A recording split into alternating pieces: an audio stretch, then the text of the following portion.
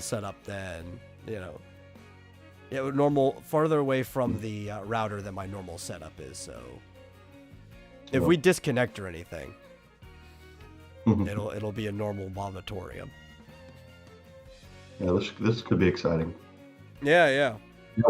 We're definitely not live on D-Live. Yeah, I see that. I just went and checked on my phone. Oh well. D-Live, why do you hate me so? D-Live hates everyone. Yeah. For some reason. Yeah, what's weird is it's not sending the data, but you still showed up in the chat there. Yeah. I guess Restream chat must be still connected. Well, it's probably because D-Live never disconnects the chat. It's the same continuous chat from one stream to the next. Mm-hmm. Which is an interesting way to do it. Oh. No, I'll get into this after we start. We can start whenever you want to start. Let's start. Yeah. At any time, too, you can always feel free to introduce the show yourself. But since I'm already at it, welcome to the Vomitorium, everyone. As always, I am your host, The Metal, and joining me is my co-host, Marsupial Gamer. How you doing today? Great, how are you? I'm doing. I'm up a lot earlier than normal. I also went to bed earlier than normal. I think I've been moving around since like 10 o'clock. I went to bed late due to being up late beating Final Fantasy IV. Yeah. I think I went to bed like shortly after you finished, which is pretty early for me. Yeah, I did too, which is normal for me. But yeah, I woke up at like right at 2 o'clock today, thinking, "Oh my gosh, I'm late. I'm late for the tabletop game." Oh wait, no, it's Saturday. That's on Sunday. Yeah. I mean, maybe it could still get confusing because we did do it the other way around before. Mm-hmm. It's been a while since we did it that way, but I could see like in the recesses of your brain thinking, "Oh no, I gotta go run tabletop today." It's been 2 weeks, so I forgot what day it is. Yeah, I always forget what day it is. Like this show is the only thing that keeps me regular on what day, or if I have like a specific appointment for something. I don't have like a regular enough schedule to acutely know what day of the week it is. Yeah, well, I know what day of the week it is. I just don't always remember what I'm supposed to do that day. It's the opposite. I know what I'm supposed to do each day. I just don't know what day it is when I wake up. I have to look at my phone. It's like, oh, thank you for having it in big, bold letters for me right there next to the time. That's right. It's Saturday. And I usually don't sleep till 2 o'clock. That's not good for me to get on that routine on the weekends, because then I end up sleeping late on the weekdays, and then I'm late for work. Yeah. But I guess I was, quote unquote, catching up on sleep or something. Something. I don't know. Something like that. Man, was that a lucky break or what? Kane pulled off the final move with 5 hit points left on 0. Yeah, that was crazy. I thought you were going to get another like game over and have to start over again. Well, no, it would have been fine if he had killed Kane. I had just restored my MP. Oh, that's right. So his Phoenix, that's right. Because you used Osmos just before that, but you did get more back. You can use like what was it, like a raw ether or something like that? Yeah, dry ether. Ether, that was it, yeah. Yeah. Man, that pissed me off though. When I was like, it's okay. Kane's okay. He's awake and he's got magic. And then he did Osmos magic 0. It's like, shit. Yeah. But then it just barely got it in there. So yeah, if he had died, then Edge probably would have gotten the final hit. But as it was funny to finish the game with everybody at 0 except for Kane, who had like 5 hit points. Yeah. I think I downloaded that video. I think I'm gonna clip out just that final battle and just upload that. Oh, nice. Yeah, I was right though. I did call that you would die at least once. Yeah. Well, what? So the pain in the ass of that entire last dungeon is that you can never use magic. Yeah. I mean, not never. So little of the time, like even because they either use reflect, which means you can't use regular magic, or they have counters to everything. Yeah, almost. And there's a whole bunch of like really specific counters, like even that final boss Zeromus has a counter to summon, and he will, I think specifically every time you use summon, he uses Osmos. It's not the only time he'll use it, but he'll use it every time you summon. Yeah, that's what killed me the first time around, was that I was constantly summoning Bahamut, which was great. It hit for 10,000, but then he'd always use Osmos, and I was just screwed. Yeah, and you kind of have to, because that's the only flare or like super move you can use on him, because he absorbs flare. Like, yeah, I noticed that too. Yeah.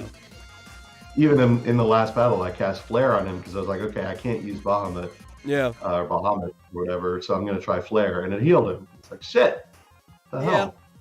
I learned that the hard way back in like the 90s. Yeah, I'm sure I learned that. I mean, I've beaten the game back in the 90s, so I'm sure I knew some of that. And I beat it without Phoenix. Yeah, obviously. Because that wasn't a thing back then. I told you, man, that you actually should have died as well again, because the augments just make that game way too easy. Yeah. But even on hard mode, though. I know. It's just the Phoenix it saved me at least 2 or 3 times in that final battle. Yeah. Just as long as you keep his hit point or his magic point. He just needs at least one, because it'll drain whatever he currently has. But doesn't it, depending on how much magic he has, doesn't it only resurrect a certain number? I'm not sure the specific mechanics. I just know if you want to get the resurrection, you need at least 1 hit point, because it drains whatever he has. Yeah. 1 magic, yeah. Yeah. Well, anyway, I kept using the dry ether because he could get up to 89, so I figured I should fill it up as much as possible. But I don't know if that was necessary. So Rebellious Pastry got to 160 subs and wants to know what goes on a baked potato. I mean, I guess anything really that you want. Mostly butter. That's what most people put on it in general, but you can put really anything on a baked potato. I like butter, sour cream, not necessarily in this order. I like chives or, green onions and bacon. I was even be like, you're not one of those dirty people that like bacon on your baked potato, are you? Like real crumbled up bacon. Yeah. I actually prefer my potatoes not baked in tinfoil. I'd rather like chop it up and bake them up like scallops and stuff like that. I like that too. Yeah. Eagle says sweet potato. No, sweet potato belongs in the garbage. Sweet potato's raw. Just raw. I've had some pretty good dishes with the sweet potato before. The thing is, like, the sweet potato or the yam is not substitutable for a potato. They don't. You can have sweet potato fries, sure, but other than that, there's like really nothing you can substitute. They're different ingredients you use for different meals. I've had a baked sweet potato, just like a baked potato. No. It wasn't good. Yeah. I mean, it was edible, but I didn't like it. I've had a sweet potato pie. That's been pretty good. Yeah. I like sweet potato pie. That's pretty good. Although there was this, forget what it's called. There's, you know what a meat and three is? Yeah. Okay, yeah, it's it's kind of like a cafeteria style restaurant where you go in and you get a meat, or sometimes you can get 2 meats and then 3 sides. And there was this one in Nashville that had a carrot kind of souffle kind of thing. It was kind of like sweet potato puff, if you've ever had that. It has like little mini marshmallows on top, but with carrots. It was really good, and I usually don't like cooked carrots, but for some reason, I guess mashed up into a kind of a souffle, it tasted really good. See, I'm weird because I know a lot of people they prefer their carrots raw. I pretty much only eat cooked carrots. I don't like Preferably, I prefer them cooked in a broth or something, right? Like I love carrots in my stew. Oh, I like that. Yeah, and I think it's because I don't like the texture of raw carrots. I think it's not the taste; it's the texture that gets to me. My only problem with raw carrots, for some reason, and I don't know if it's the water adhesion or adhesion on the edges of the. I don't know what it is about carrots, but it always ends up like going up into the top of my throat when I swallow it, and it like goes up into the back of my sinuses. And I have like pieces of carrot. It's very painful. It's those alien carrots that are trying to take over your brain. They fail every time because they're stupid. They're just carrots. Yeah. So I don't have any problem with like little sliced carrots, but like if I'm eating a bigger carrot, for some reason I have a problem with swallowing. Yeah. Might be a me thing. I don't know. Oh, so Rebellious says butter. Our name tag's up. There we go. I like butter and sour cream. And bacon. I just like butter. Just maybe get a spoon and scoop some out and just eat it. No, just I don't the butter? do that. I don't ever no do that. potato? It just reminds me, like, there's like commercials that stick out to you, right? Even if nobody else remembers them, it just like it's in your memory forever. There was this one Walmart commercial that me and my whole family quote, and nobody else ever remembers this commercial. But it was back when Walmart was like really hitting up everywhere, right? They had gotten across the whole nation, and they were marketing, this is the place the whole family can shop together. And it was something that, really appealed to us because we had a pretty big family. So you need to be able to get like big amounts of food all at once. And at the end of the commercial, the son was still going through the fridge in the middle of the night, like just eating them out of house and home. And his father catches him and he closes the door and he's got like a stick of butter in his mouth. He's like, "Are you eating butter?" And that moment just is like imprinted into my brain. I vaguely remember that. Yeah. I think. Because it's such a weird thing. Like, I understand being a growing boy being hungry. Even though it's probably been a decade, I was still one not too long ago. But at no point had it ever gone through my head to just start eating a stick of butter. I have a cousin who, when he was a child, once ate a stick of butter, which I thought was weird even for a child. Yeah, because like at least butter, if it's like actual butter, it's cream, right? It would be weirder if it was like, because we get margarine in a tub now, but you can get margarine by the stick if somebody just started eating a stick of margarine, because that's just vegetable oil. Yeah. I think it would make me feel sick. Yeah, I feel sick sometimes. Even if you enjoyed the taste, you'd probably just vomit it up eventually from all that vegetable oil going into your system.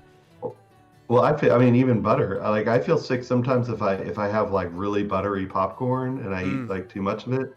I feel sick like in a way, like not from the popcorn, but I'm pretty sure it's from the butter. Just feel it. Yeah. Well, because like popcorn butter's really oily anyway. Well, yeah, but I'm talking about like if I make popcorn at home and actually use real butter. Oh, all right. And pour it on. Like if I use too much or if I eat too much of it, I just like start to feel just nauseous. And I'm pretty sure it's from too much cream, too much butter. I don't know why. Maybe, yeah. I don't eat popcorn. I like. Oh, okay. No, I don't like the texture. I don't particularly like microwave popcorn. I prefer to get it like, the Orville Redenbacher, just in a jar, like a plastic jar, and put it on the stove with a little bit of oil and pop it up. I love the smell of popcorn though. I mean, it's just the smell of corn and butter cooking, so like how could you not like the smell? But it also gives you like that feeling that you're in a movie theater, because movie theaters just reek of popcorn. But like I thought maybe maybe it's the combination of the taste of it after it pops. or the butter or something. But then I tried eating other things like caramel corn. It's like, no, I hate the texture of this thing. That's the reason why I don't eat it. Interesting. Well, and caramel corn has a different texture. It's kind of the same. It's still kind of got like that that kind of like cardboardy styrofoam texture to it, like when you bite down into it. True. Yeah, especially like Cracker Jack. Yeah. Very cardboardy.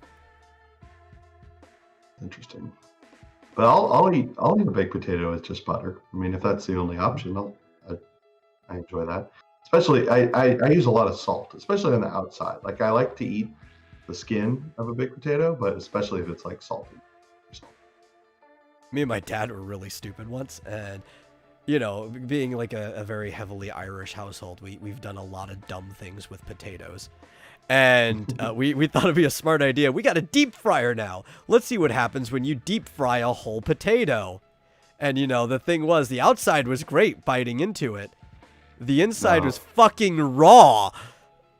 It's like, it just doesn't matter how hot the thing is. The potato's just so thick and starchy that you just never cook the inside of it if you try to deep fry the whole thing. Yeah, you'd have to either pre-cook it or just cook it or fry it so long till the outside is burnt so that you get the inside hot.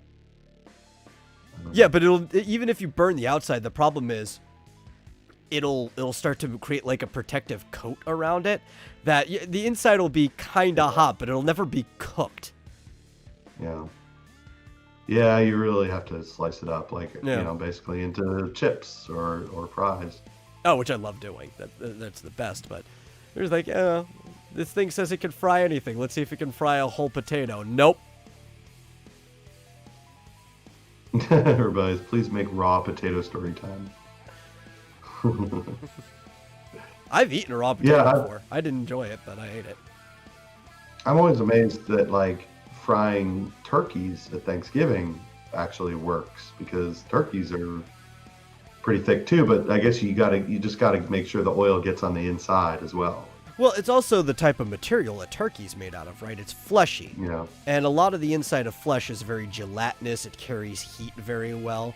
A potato is a starchy, almost like a block of wood. Soft enough wood that you can cut straight through it with a knife, but it's almost like a block of wood. A potato is actually a good conductor, but not for heat, more for electricity. Like you can make a clock out of a potato. Yeah. But you're not going to be able to warm your house with a potato. Yeah, I mean, if you think about it, it's a root, so it basically is just soft wood, essentially. It's the sugar container for a rooted plant. Mm-hmm. Yeah, I can't imagine frying a whole potato would work too well. And you have confirmed my suspicions. Yes, I have confirmed your suspicions. I can't actually honestly say that I've ever thought about it though. Well, you know, damn it, we're very scientific in my household, and we get into arguments all the time, and sometimes the only way to solve an argument is to run an experiment. That's right. You had a hypothesis. Yeah. What was your? Did you think it would work beforehand, or did you I was young when we did this, so I was on the side of thinking, oh yeah, sure, it'll work. I think I was maybe 12 or something, right? Oh. My dad, who's had a lot more experience deep frying things, or even just cooking things in general than I did. I only started cooking when I was 10, so I didn't really have a lot of experience. But then I find out a lot of people don't start cooking when they're 10, so that kind of shocks me. But he's had a lot more experience, so he kind of understood. It's like, no, this thing's not going to cook all the way through. Did you ever watch Arrested Development? Yeah, I love Arrested Development. Yeah, you remember was it the cornballer that they kept like burning their arms on the side of it? Yeah. They're like, son of a thing. I guess it didn't have any like, cool edges or anything. Cornballer. I've never had a problem like that though. I know of other people who've had. Like, I remember For volunteer, because I used to do a lot of random volunteer stuff with my church to help them like make money and stuff. My youth group ran a concession stand at the soccer fields down in like the southern end of the town I'm in. And basically, I ran a whole window by myself because I was just that efficient at doing everything. It wasn't my first rodeo. And then there was like 7 people running the other window together. To be fair, a couple of those I would say would even interact with my window. It was like there were some people running like the nacho machine and stuff, but they kept getting on each other's toes.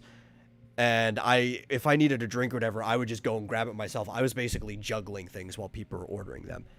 And I think the person who was running the nachos just kept singeing the hairs on their arms because they just kept getting it way too close to the nacho machine. Well, you want to hear my story of being a stupid, I guess, young adult? Yeah, sure. So in college, I was obsessed with Old Bay seasoning. Oh, okay. Mostly with, in conjunction with blue crabs.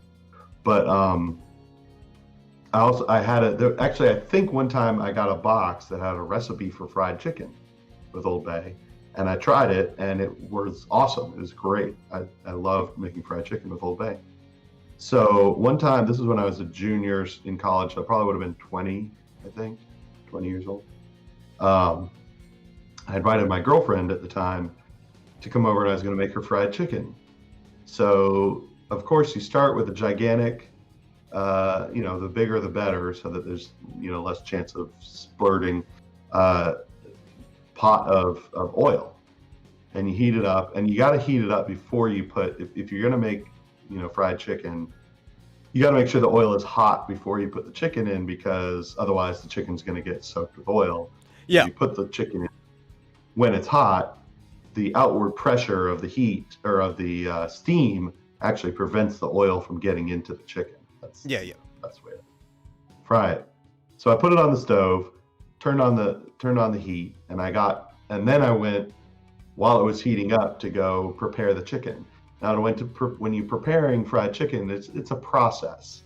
So here's a tip: don't turn the heat on yet, because you got to dunk it in egg, and then the breadcrumbs or whatever you're gonna put. Yeah, this is a very, very common mistake a lot of people do the first time they're frying things like chicken or fish. Is a little faster, but you do have to do a lot of the same prep stuff when frying fish.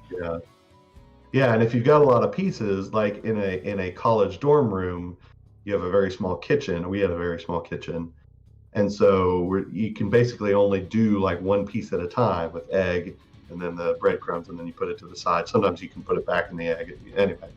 But it takes a long time, so I was trying to get all the chicken breaded and ready to go.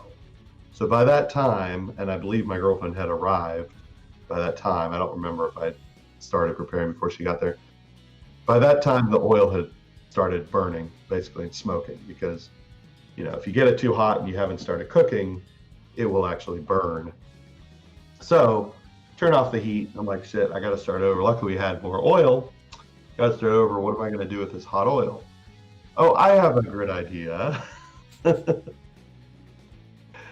Surely it wouldn't do too much harm to just dump it down the sink, right? But oh, God. We don't want it to be too hot. So I'm going to turn on the water first. Make sure that's even worse.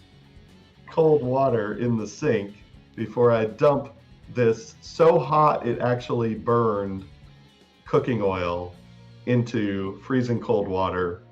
Needless to say, it exploded. Yeah, because oil is hydrophobic. That's right. Basically, all the water in the sink vaporized instantly, exploded, hot steam and oil all over my face and arms instantly, just exploded. Like, not the kind of explosion that involves fire, but basically hot oil. So anyway, it was an exothermic reaction. Yeah.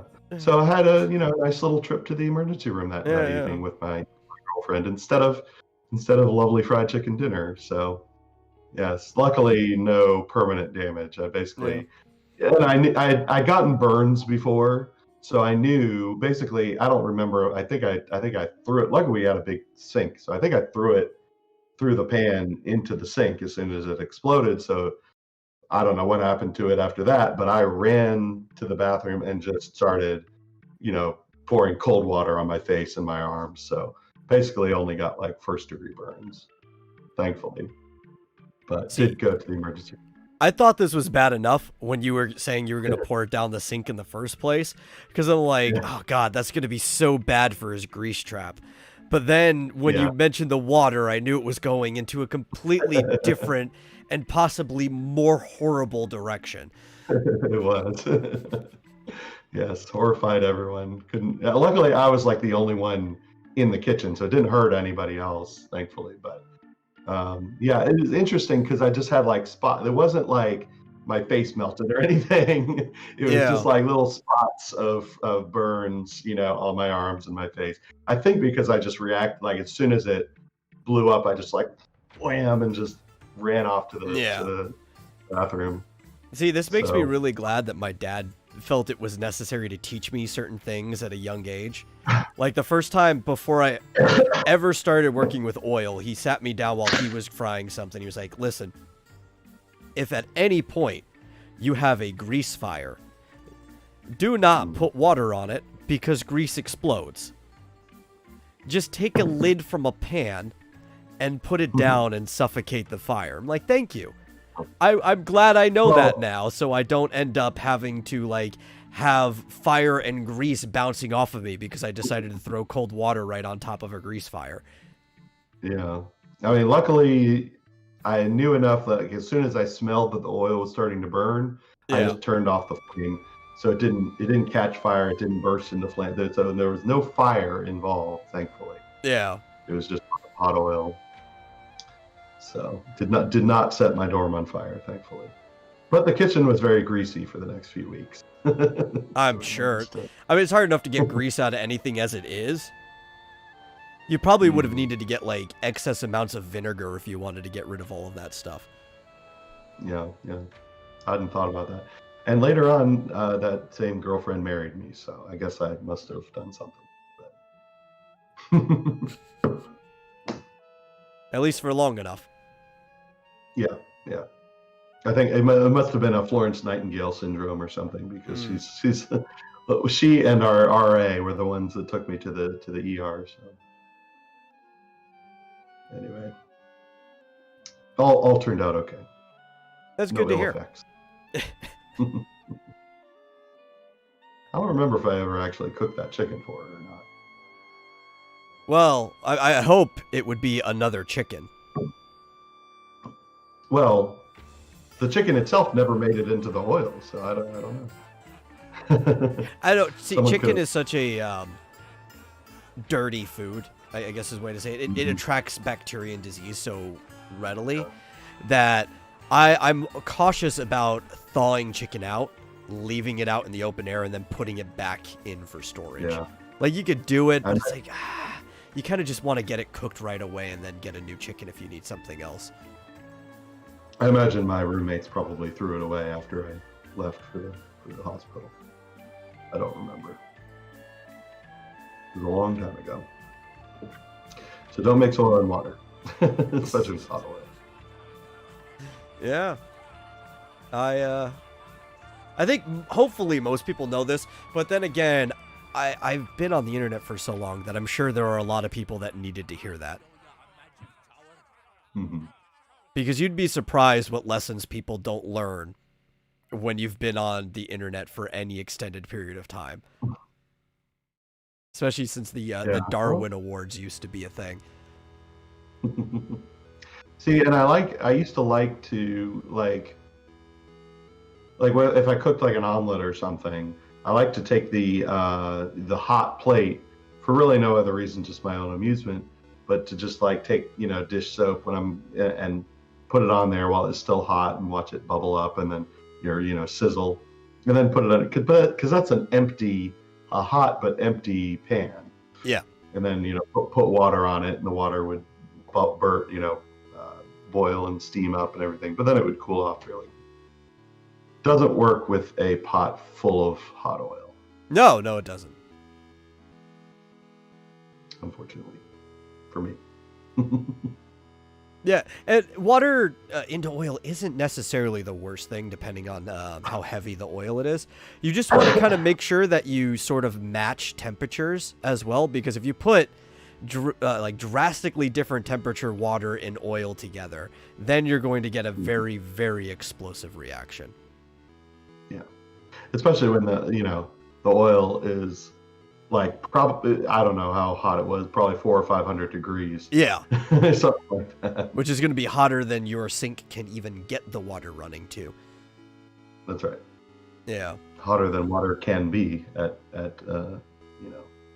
Yeah. If you'd like just put the thing down into the sink, level. because most sinks, the lining for it is good enough that you could put anything hot to like any degree that you could possibly heat it up to into it. And then if you run cold water on the outside of the pot, as Mr. Squeakers is mentioning, you can quickly lower the temperature of at least the pan, and then slowly the oil itself that's inside of it. Yeah.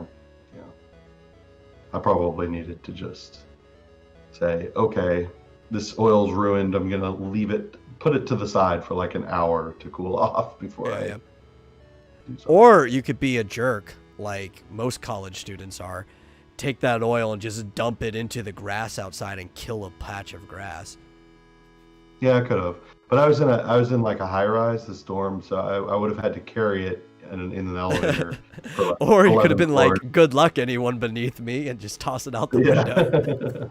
I'm not sure our windows opened, but yeah, I could have done that, I suppose. It's like someone storming the castle, pouring hot oil over there. See, I wouldn't be surprised if your windows didn't open for precisely that reason, because college students.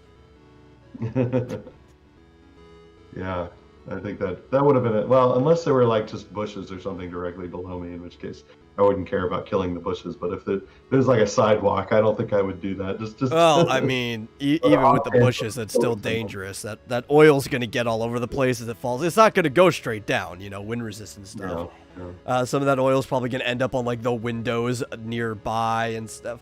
It could have been potentially dangerous no matter what was underneath you. Probably. Especially if somebody had their window open. Yeah. But no, I effectively poured it on myself. Much better solution.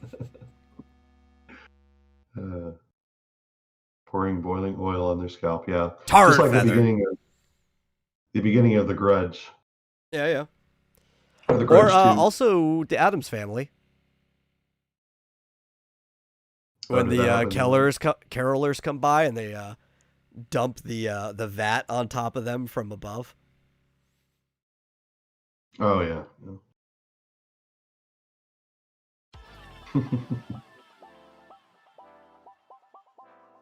So that's probably the most exciting thing that's ever happened.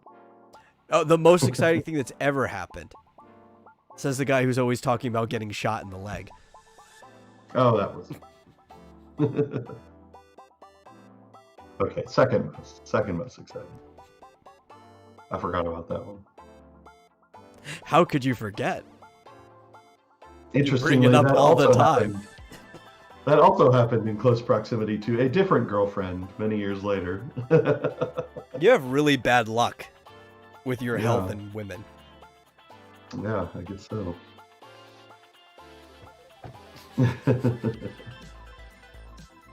Yeah. Interesting. So I guess we could get into some topics now that we've regaled people with some life lessons and stories. Yeah, I was like, just before we started, I was about to rant about something. Oh, good. I love ranting. What do you want to rant about? It's not a very long rant. Just the fact that somebody at GameStop got into the Diablo 2 Resurrected Alpha, and I apparently didn't. Because there's an article about them playing the alpha of Diablo 2 Resurrected. So somebody there got it, and I don't think I did. So that's it. I'm just mad. That's your whole rant? Because screw them. Yes, that's my whole rant. I just noticed it before. I logged into the site before we started, and I saw an article on, oh, here's our impressions of the alpha. I'm like, damn it, I didn't get any alpha.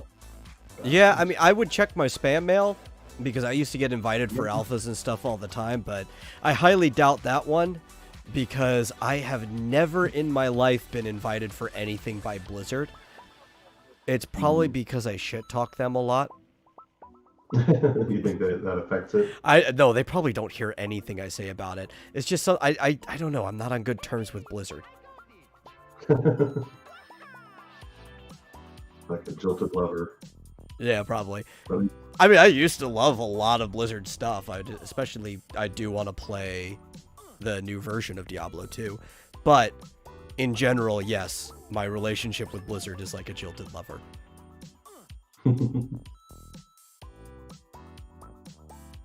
Well, no. The last thing I had from Blizzard is that I unlocked bananas. Oh, bananas. Which I guess is a pet that you can get in World of Warcraft, which I haven't played forever. What they need to do is they need to bring back the Lost Vikings, and they need to bring back Rock and Roll Racing, and then, you know what? I'll apologize for everything, Blizzard. You just bring those two things back, and we'll be cool. Okay? Mm-hmm.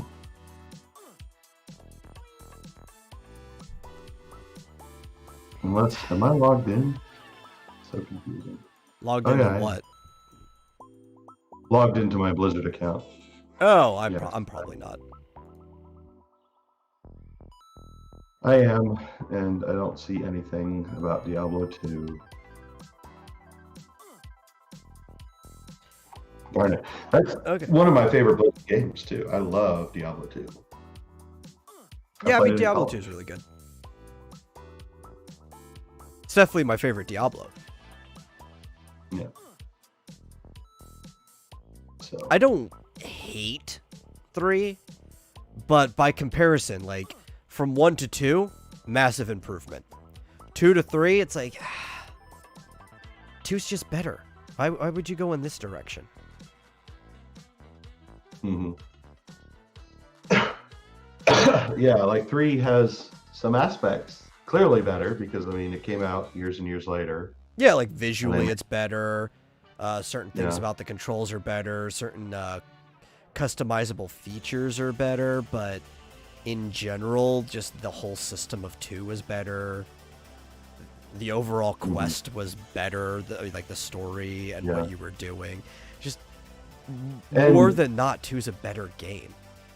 It focused way more on the hack and slash gameplay.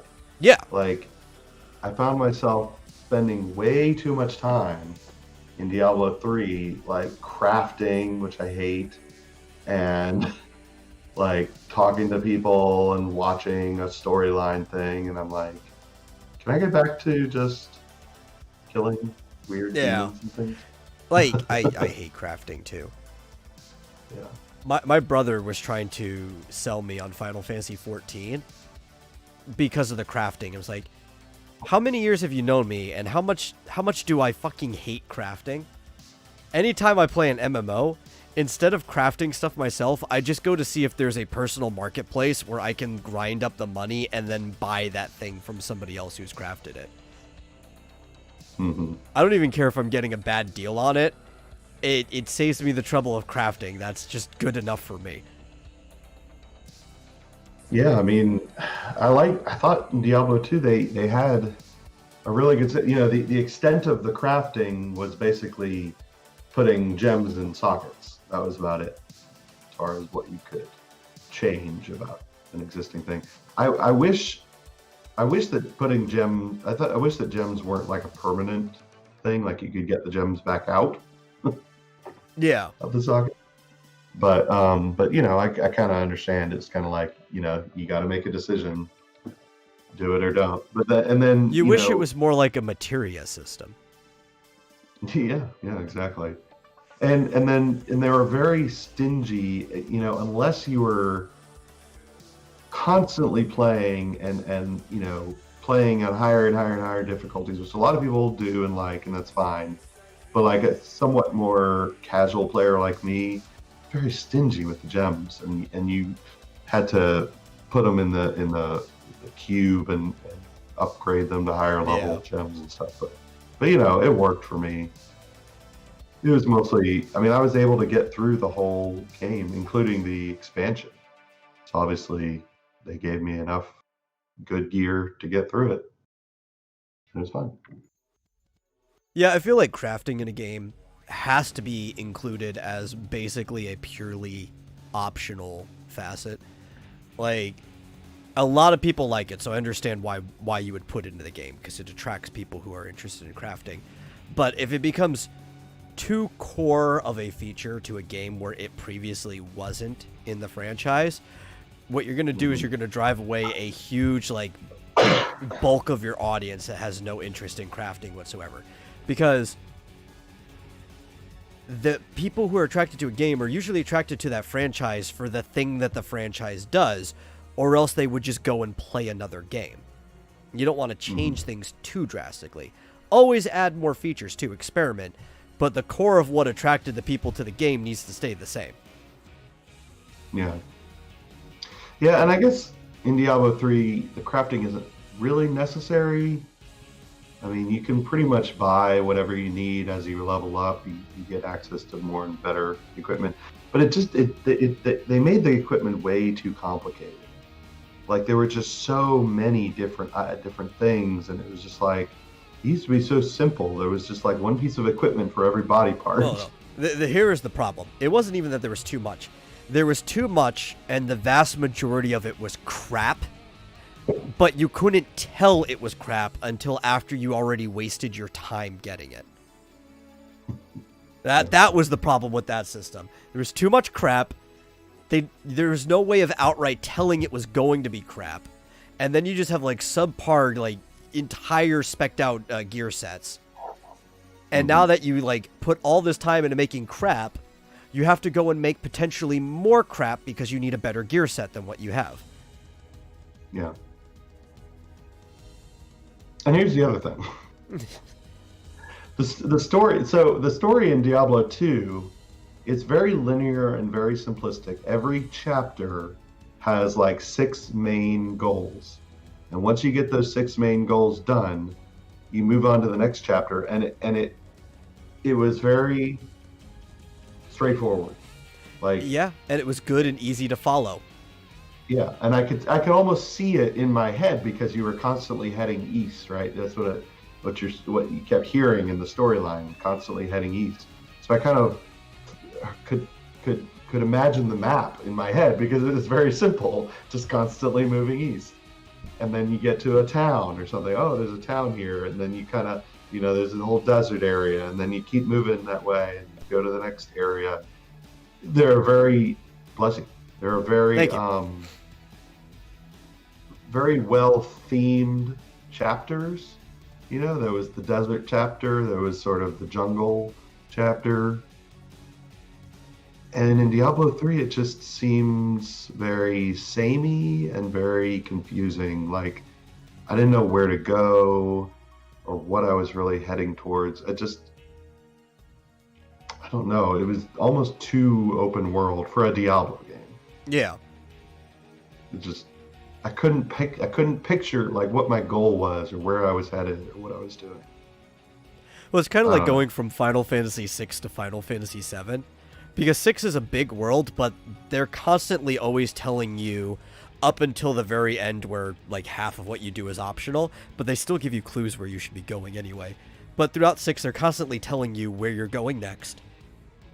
And even sometimes when you're rotating perspectives, they tell you who you're going to pick. Like, do you want to pick this person, or this person to follow next? And then once you get there, they're telling you exactly what you're doing and where you're going.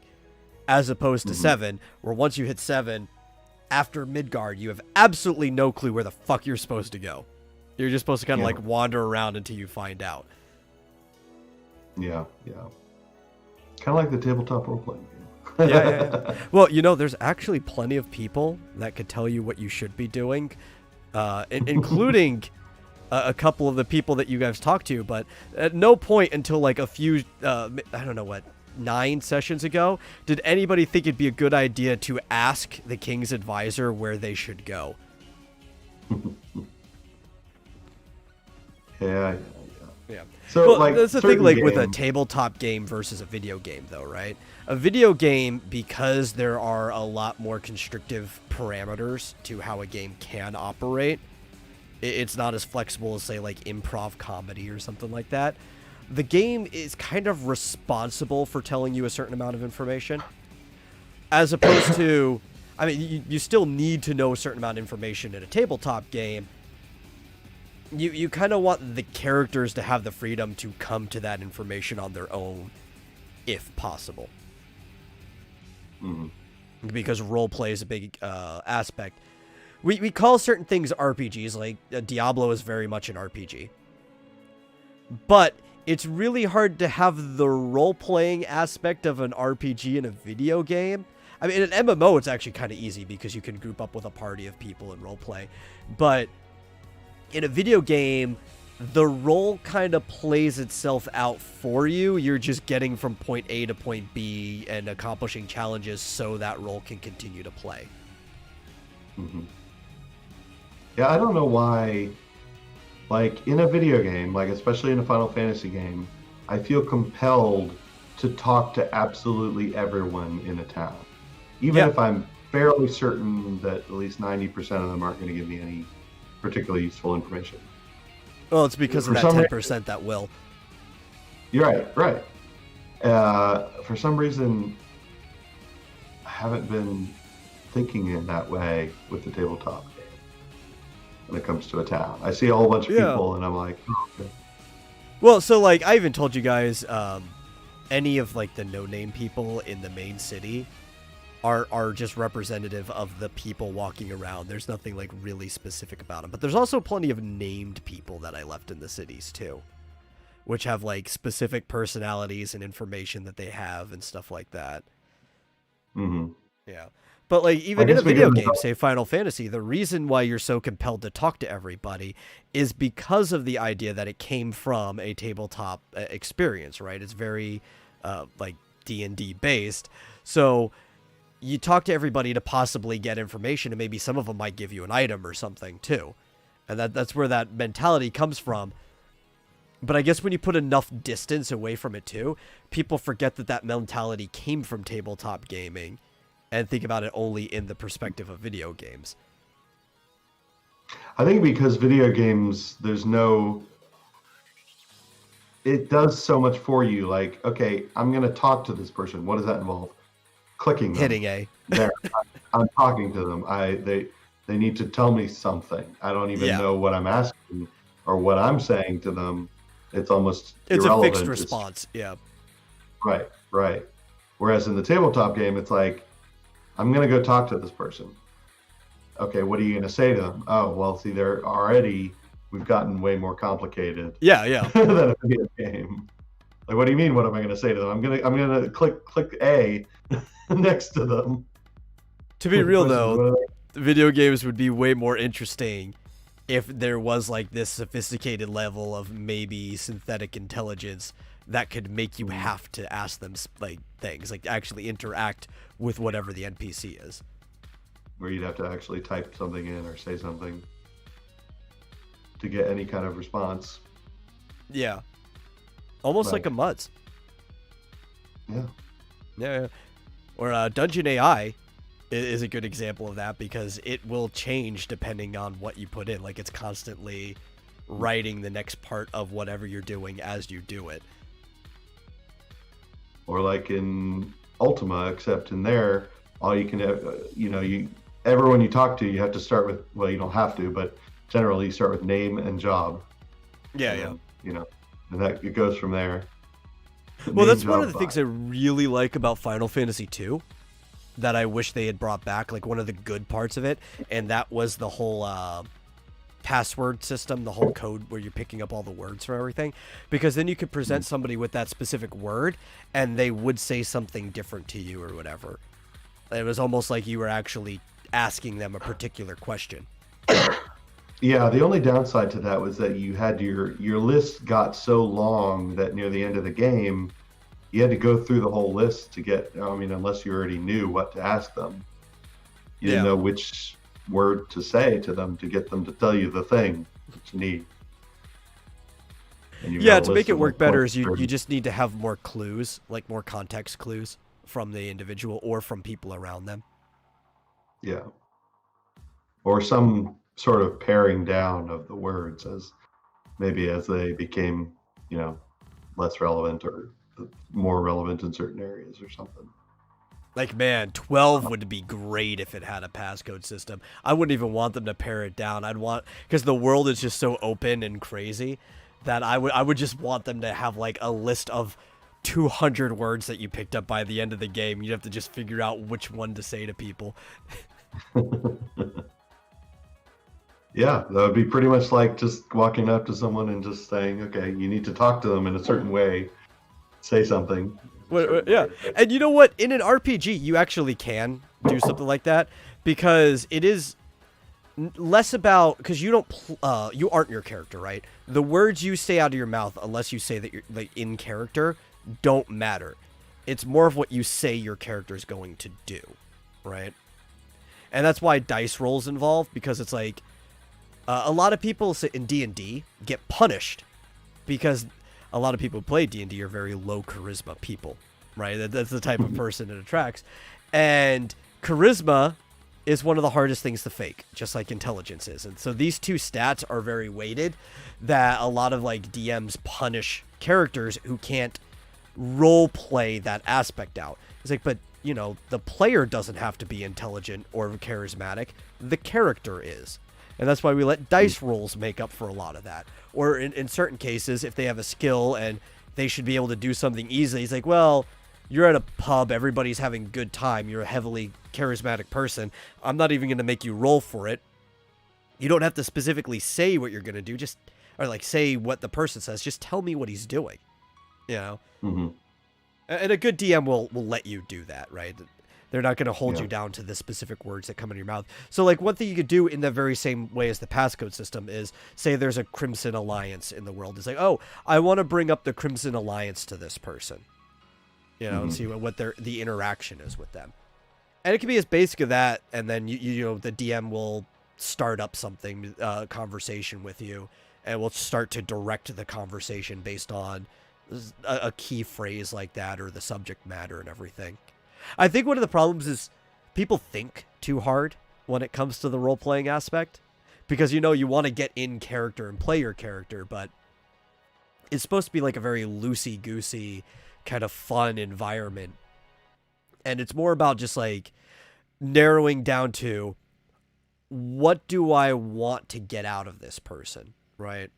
Even if this person doesn't know what I want, what do I want out of this interaction with the character I'm interacting with? And if you don't quite know, like exactly, like, does this character even know anything? Just mention something brief, right? It's like,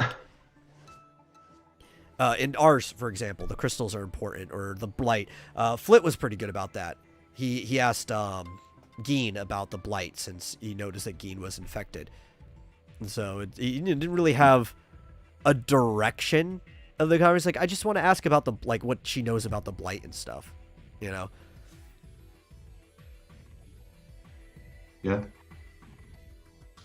Oh my gosh.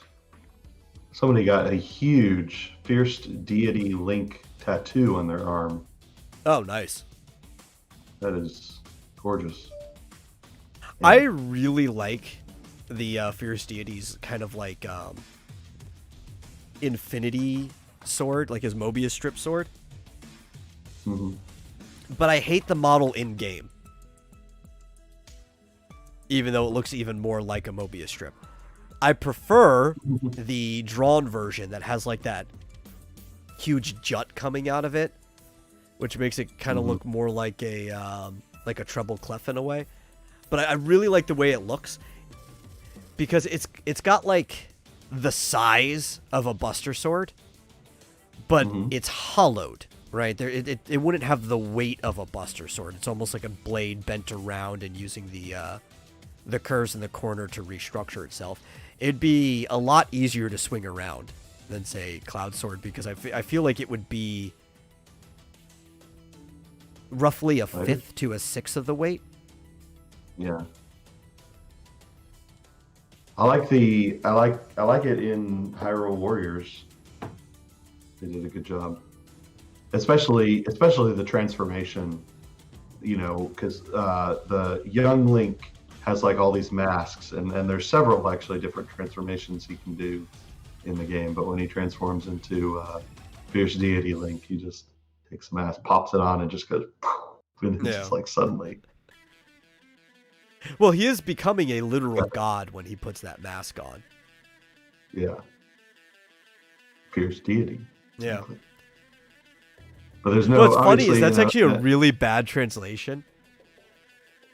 Oh, really? Yeah, and I don't know, maybe it's just because of like the views of America at the time. The Japanese name is Shinigami, which means god of death.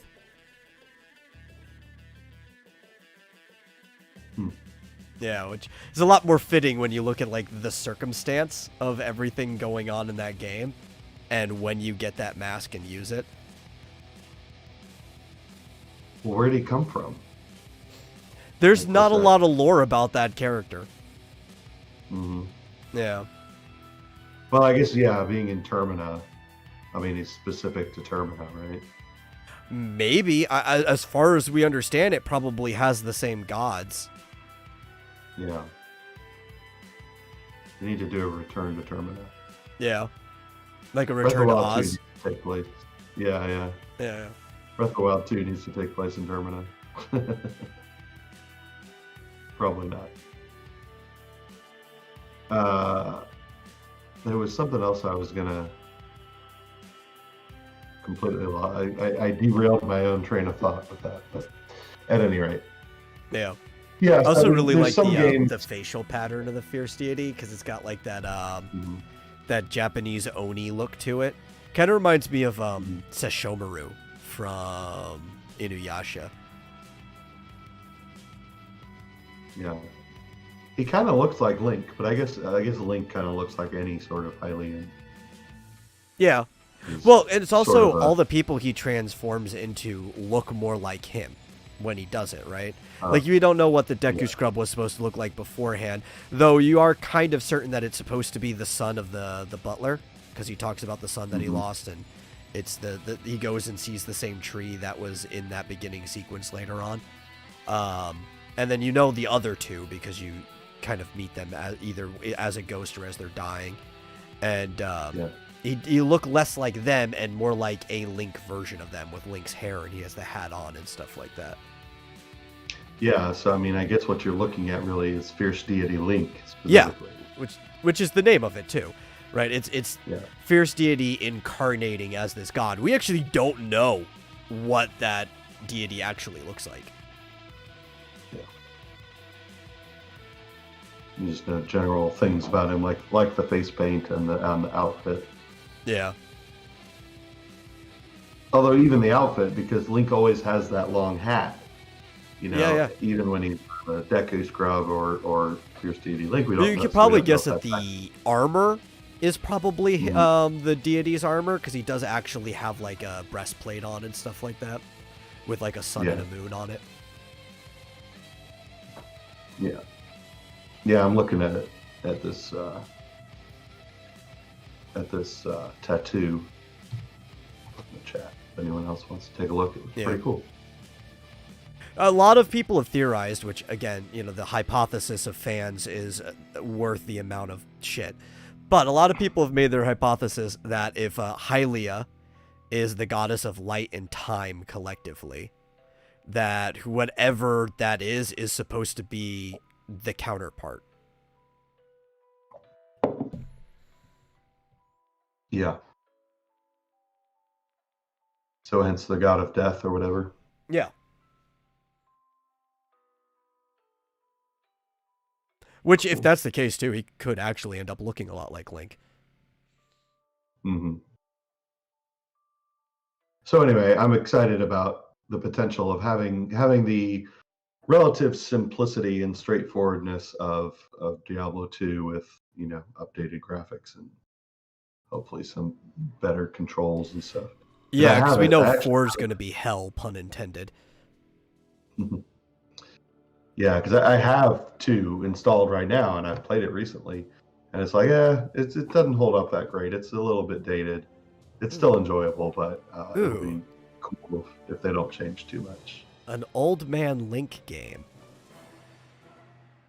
That would be an interesting take, right? Because we've seen several. There's several Zelda games where Link is a kid, right? We see him like really young picking up the mantle. But the oldest we've ever seen Link is as a young adult. Usually somebody like in his late teens, because in a medieval type world, that would be adulthood. We've never seen like a 36 plus or even up. I guess Rowan probably could be up in his 60s, but we've never seen like anybody in the like firm adult to old man stage. And I don't know if like, because a hero should be young in many respects if it's a coming to age story, and most of the Zeldas are a coming of age story. But you could probably make a really good Zelda game like that. But would Zelda also have to be equally as old? Or I guess it could be a story without Zelda. It's not like we haven't had those before. Even just talking about Majora's Mask. She could be like mature cougar Zelda. Yeah.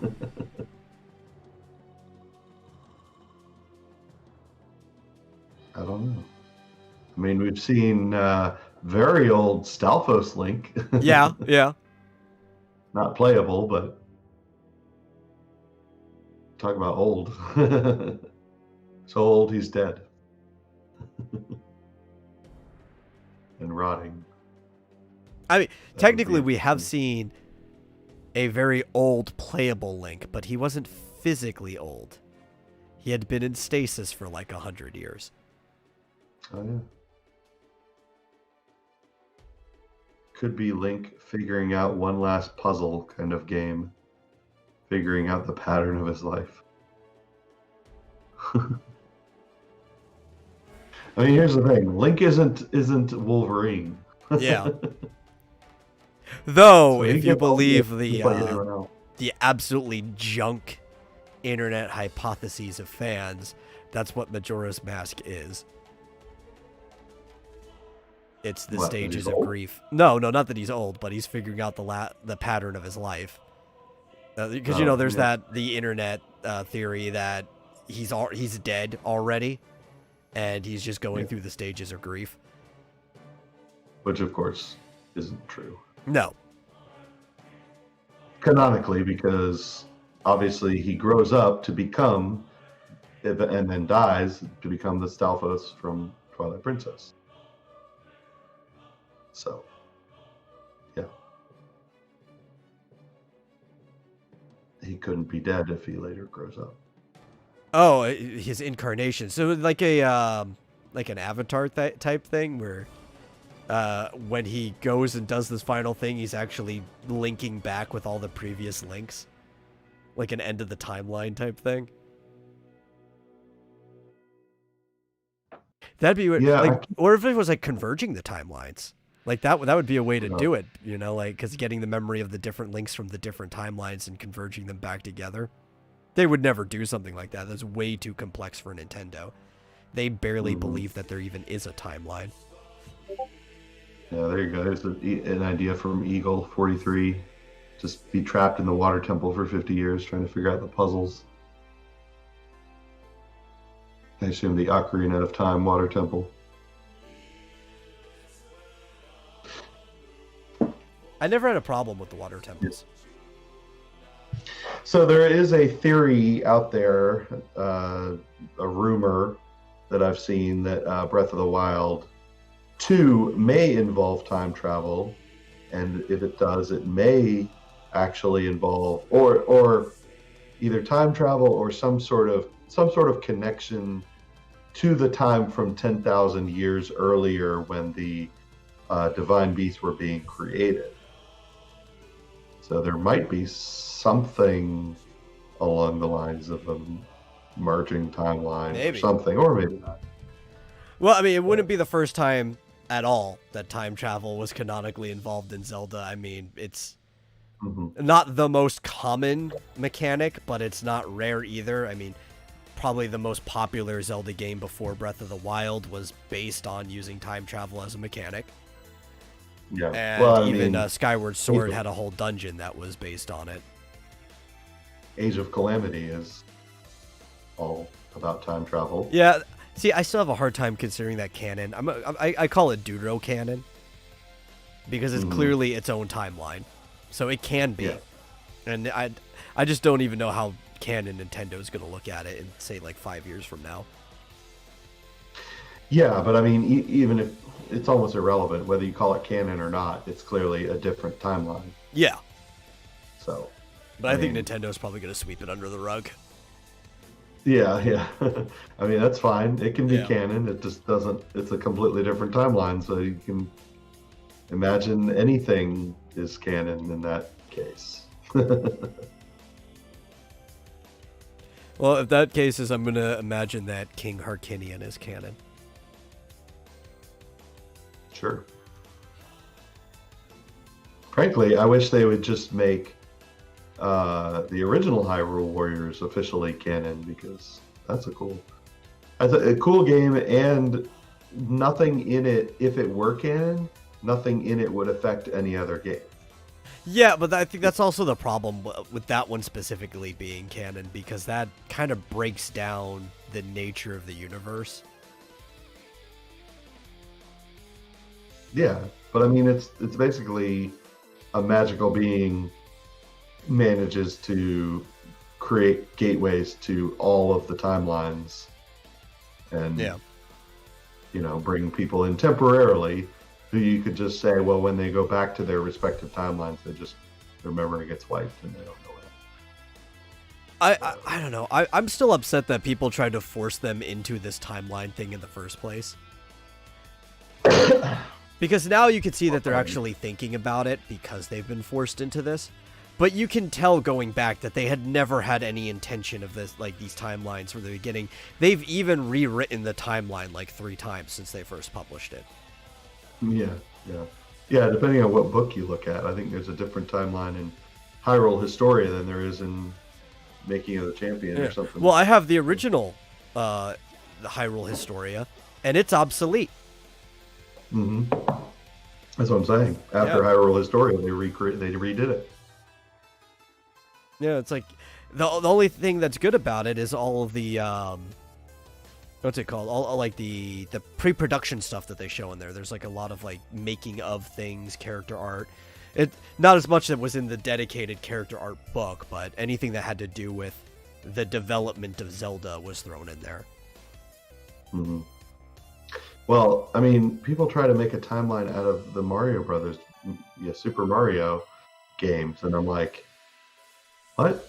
They've already confirmed that that's impossible. I know. It's like this. But that's because they don't look at the canon the same way that people do, right? Because they don't see things canonically. They're still looking at it like an old Shinto Japan way of looking at things. Mario is an icon, right? He is a Herculean character where you could tell any tale about him, and all of those tales will be true about Mario. Everything is canon about Mario, but nothing is. He's a cat and a tanuki. Yeah, but I'm gonna tell you, the reason they can't make a timeline is because they're looking at it all wrong. Uh-oh. Yeah, they're looking at it like this is a lateral timeline, and what they're failing to look at is that it's vertical. It's an expanding timeline. These are stories embedded inside other stories, and you have to figure out where they are. I've thought about this for years, but the thing that basically already confirmed my suspicion is when Mario Luigi Paper Jam, that's the name of the game. When Mario Luigi Paper Jam came out, it confirmed my suspicions because Paper Mario exists as a storybook inside the Mario and Luigi series. So what we're actually looking at is not a singular timeline, but a series of stories embedded inside other stories.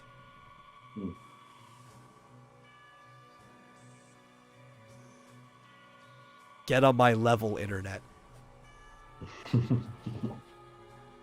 I like the Jeremy Bearimy theory from The Good Place, that all timelines are in the shape of a bunch of curly cues that look like the name Jeremy Bearimy. And don't ask about the dot above the I, because that's complicated.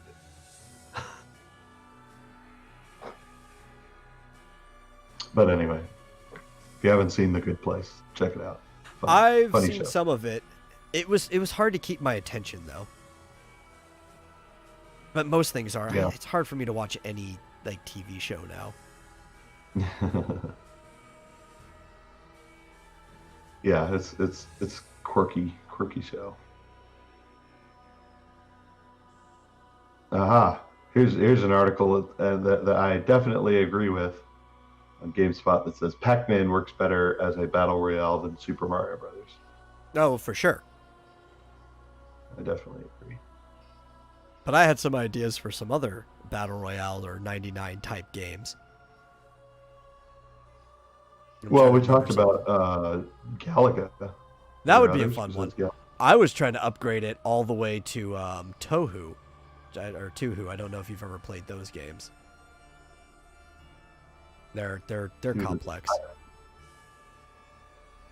I remember you've told me about them. Yeah. They're made by a single guy, or they used to be. The most modern ones probably have teams working on them now because you find them on consoles and everything. They used to be PC only games, and Galaga is kind of like the start of the curtain fire genre, right? But when you get up to like say games like Exvius and stuff like that, Touhou's even crazier. You start to change the name from Curtain Fire to Bullet Hell.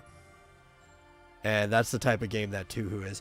And that would be crazy to have 99 people constantly sending like bad guys and destructive spells and stuff over at the other people, because the whole thing with Touhou is that your entire hitbox is just this little dot. It doesn't matter your sprite, right? It's just this little red dot in the middle. And you have to keep that thing from colliding with anything else. And you can focus fire. But if you focus fire, it will expand your dot. So it makes you more vulnerable to do that. And so there's like strategies to when you should and shouldn't do that. Yeah, Bullet Hell Battle Royale would be great. I would totally play that.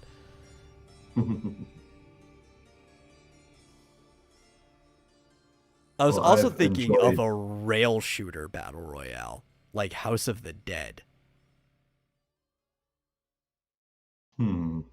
Where like you could even hide things that maybe randomly spawn throughout the on rails map that you're in. That if you shoot it, it will send things to other people. So depending on how well you do throughout the map, you can end up sending like worse baddies to other people and stuff like that. And I thought that would be fun because the whole point of those games is to kill you anyway. Just to make you eat up quarters by putting more and more in. So instead of like the game railing on you on its own, it's the other players are now functioning as the system that keeps like throwing stupid shit at you. Yeah. How about a battle royale typing of the dead? Ooh. Yeah, that could be fun. Very fast typist. We'll just adapt Mario 35 into Mario Teaches Typing 35. That's right. What was that? Is it Where's Mario? Or Mario is Missing? Yeah, Mario is Missing, where you play as Luigi, and it's kind of like a Where in the World is Carmen Sandiego type thing. Luigi just goes all around the world, like actual Earth. You're not even on the Mushroom Kingdom. You go to like real cities in Earth, and Luigi's looking for him. And like, why would you come to Earth to look for Mario if he was missing? I would assume that if Mario was missing, he would probably be in some kingdom in whatever planet or universe the Mushroom Kingdom's in.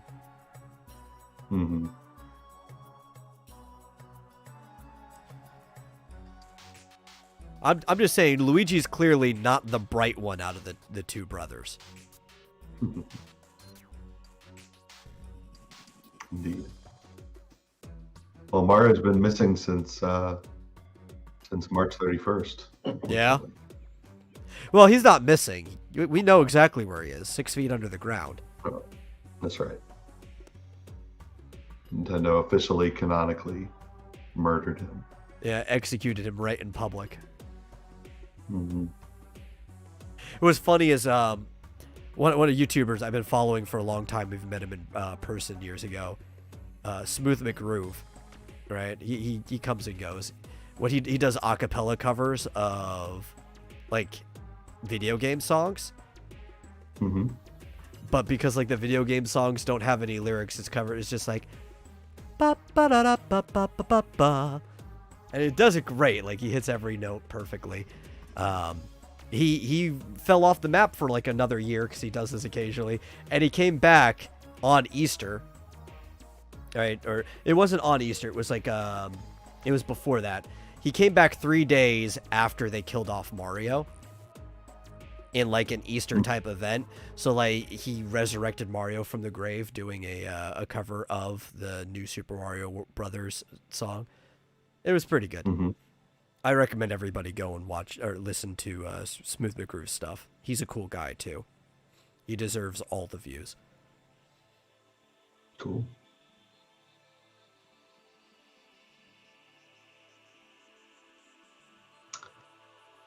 So what else you got? Oh, I had plenty of stuff. I don't know. You kept hopping on different things. I didn't want to disrupt the flow.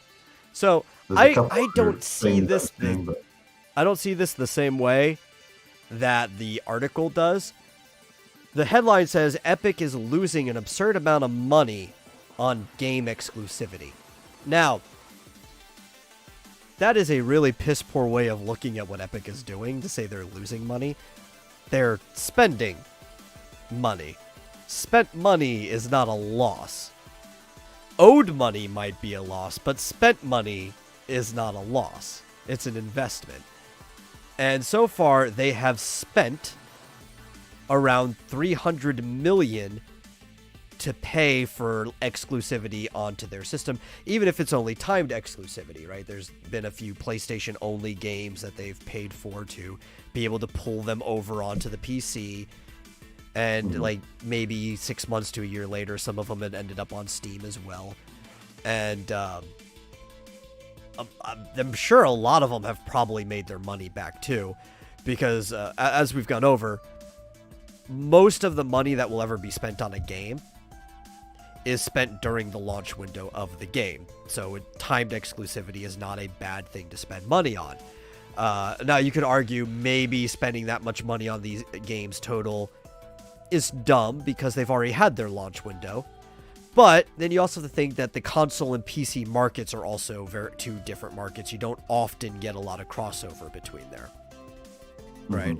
Like a lot of PC people, if they do own a console, it might even just be Nintendo, because you never find Nintendo games on PC, so that's the exclusives you go for. And the vast majority of other games, you just kind of like throw the PlayStation, Microsoft exclusives to the wind, or used to with Microsoft. Now all of them are coming to PC anyway. You just threw them to the wind because it was like a small handful of things, and you were still going to get everything else you wanted to play anyway. Of course, I think Steam, can potentially... Steam doesn't pay for exclusivity. No, they don't. And what's interesting is that, like, after a timed exclusive comes to Steam, it's almost like another launch. Almost, like, I'm sure there's like another bump, and I'm sure they don't sell as much, but I'm sure they get a bump when they say, "Oh, now it's available on Steam." Well, that was what I was going to get to. Yeah, they don't my hypothesis is that these timed exclusives actually aren't that good for Epic, because Epic is doing it to compete with Steam instead of, making their services better and whatnot. But Steam has a very big, very loyal fan base.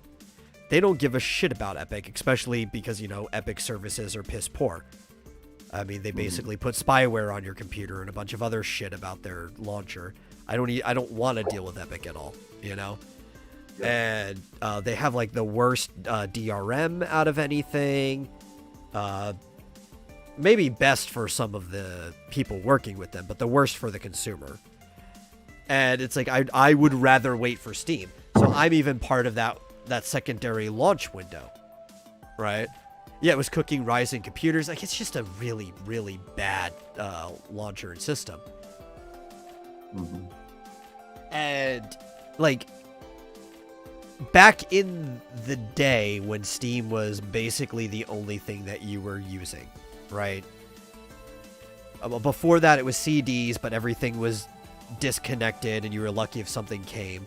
Then once Steam started becoming a good marketplace, everybody started going to Steam. Mm-hmm. And when that happened, I could see it being the second launch window equivalent of what Epic thinks it's doing, right? But now, it's still the second launch window because most people still just don't want to deal with Epic. Yeah. It's not even a third launch window. Epic is like a holdover until it can get onto Steam. And they don't have to pay out a dime. So Nope. I think it's completely wasted money that Epic is doing. Well, I mean, here's the thing. Epic's doing it to get their name out there, or to to get on the map. Because I think perhaps if they didn't pay for all these exclusives, it would be almost DOA. Well, right? yeah, because it can't compete with Steam without trying some crazy stuff. Yeah. But I don't think Steam has anything to worry about in terms, or, this has been going on for a little while now since Epic's launcher came out, or store or whatever. But I guess that's what Steam was thinking, was that like, okay, so we won't get the game for a little while, but when we do, it's going to be like a second launch. We can say, hey, coming, now it's available on Steam. And they're going to get a big bump and they don't have to pay for it. Yeah, like, I have absolutely no interest in buying any of the Kingdom Hearts games on the Epic store, like, at all. But if they do eventually come to Steam, I'll probably buy them. Especially, I would be down to play through Kingdom Hearts 2 again. I love that game. I've played through it several times. I'll just boot it right up, start it up on Proud Mode again, and just go all the way through. Well, actually, it's the remix. I believe you can start on the even harder difficulty in the Final Mix version, because the Final Mix has a harder version than Proud Mode. Is Kingdom Hearts on the Epic Game Store? Yeah. I think it already happened. It was sometime late March, like the 28th or something. But Kingdom Hearts 1.5 Remix, 2.5 Remix, and 3 all hit up the Epic Game Store. So you can get the vast majority of Kingdom Hearts games within those 3 purchases. And what's the other one that came out? The Melody one, the rhythm game that's basically like Final Fantasy Theater Rhythm. Mm-hmm. I know we talk about so much stuff, but we have talked about this before it happened on the Vomitorium before. Yeah, I can't remember. Yeah. We talk about a lot. It's understandable. Hey, speaking of Steam, the Elder Scrolls Online is on sale for 60% off. Plus free to play until April 13th. That's still 100% more than I'm willing to do for it. Yeah, me too. I was hoping that would mean Skyrim might also be on sale, but barely not. Yeah. But, I mean, between this stuff and how valuable Fortnite is anyway, because that's really all they need to survive, right? They could try whatever crazy stuff, because I think due to Fortnite and a couple of other things they own, the business is marketed at, like, a value of $17 billion. Mm-hmm. That they can afford to try a lot of this stuff. And I don't see this as losing money. You know what I mean? Like, it's spending money, it's investing. Now, in the future, down the line, we could see if those investments pay out or not. And if they don't pay out, then you could split the difference and then find out how much they lost, because you can lose on investment. But until then, it's just spending money. Mm-hmm.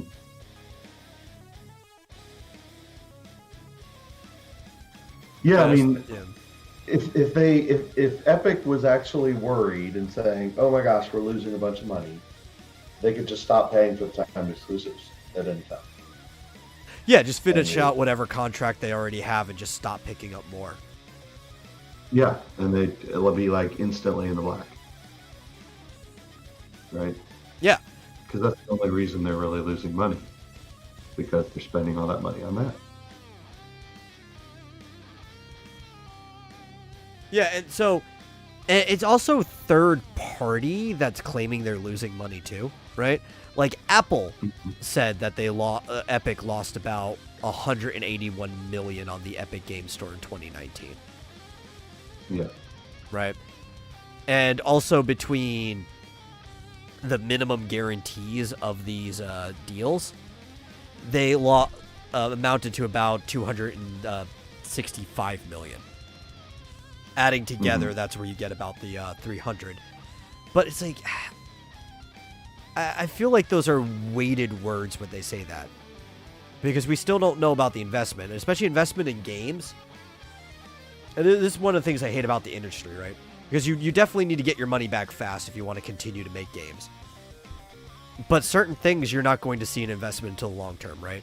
Like Fortnite, you really didn't see the return on investment until like 3 years after it got popular, because of the amount of people that continued playing it.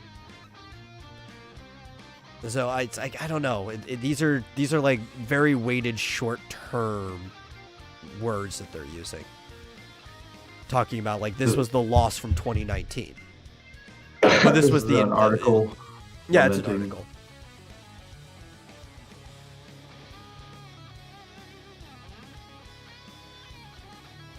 Yeah. I don't think there's anything to worry about. Oh no, I don't think they have anything to worry about at all. I'm happy that they're spending this money though, because I do feel like I'm gonna eventually get most of this stuff on Steam. Yeah, and don't get me wrong, I hate Epic and everything they stand for, and I hate all the bands they like. Yeah. But I don't think this is a particularly... Well, I don't hate one thing by Epic. I do really like the Unreal Engine. All right. That's fine. That's fair. But that's about it. Yeah.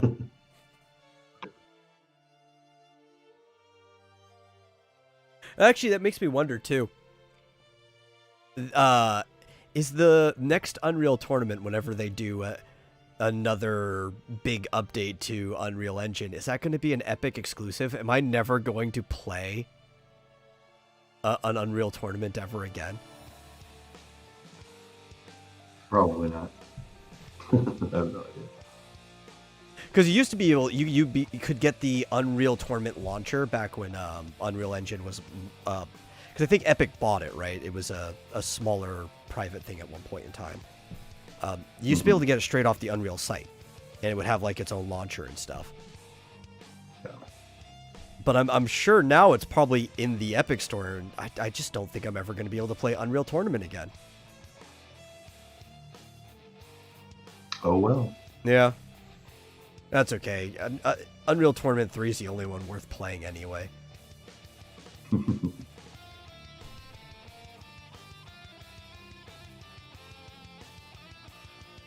Let's see what else we got. Yeah, you do. What is that? Oh, I think because you said you hate the bands that they like and stuff like that. Oh, okay. Because that's the thing he's always saying. That's right. Let's see what else we got. Oh, you'd probably be happy to hear this.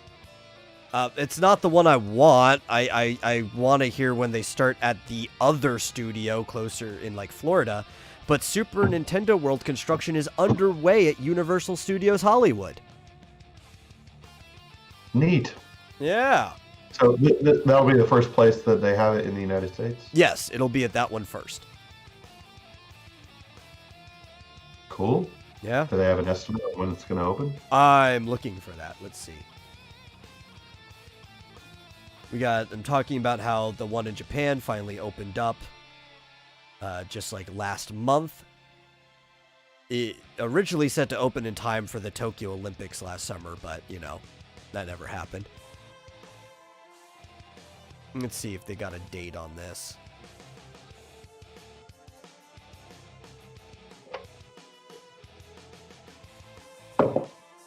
Yeah, I don't see an estimate yet. Oh well. It probably won't take too long, though. I mean, you've seen some of the changes at Universal. They flip sections fast. Mm-hmm. I wonder if it'll be in a year or by fall. I don't know how long it takes to build something like this. Yeah. Can't imagine. Can't get in unless you have all your shots. Well, you know, I have some card stock, and I have a printer, and I have dozens of pictures that everybody has put out on Twitter of their... I am pretty good at counterfeiting things. That's right. It wouldn't be hard. You know, here's what I wonder, like, these whole, like, the idea of, and I hate to get off on a tangent, but the idea of a vaccine passport that's like on your phone, like electronic, like how do you just take a picture of your card? Like how does That's that okay. work? It doesn't... Mandatory vaccine passports are actually illegal already in the United States, and people didn't realize this. Thanks to the famous case of Roe versus Wade, ironically enough. Yeah, but what if it's a private company? They can do whatever they want. Yeah. Well, technically they can't. They do have to still follow the laws. Now, in some cases, they have the option to do things, but private companies actually can't do whatever they want. People need to learn this at home. They actually can't do whatever they want. Yeah. Theoretically, though, I don't even know how an electronic thing would work. You'd have to coordinate with your doctor and basically waive your HIPAA rights. Yeah.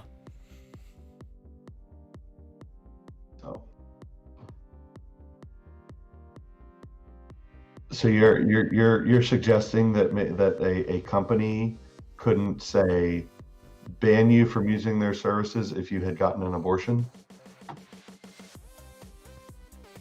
They can't do that? Nope, not legally. Similarly, they can't ban you from using their services if you haven't gotten a vaccine.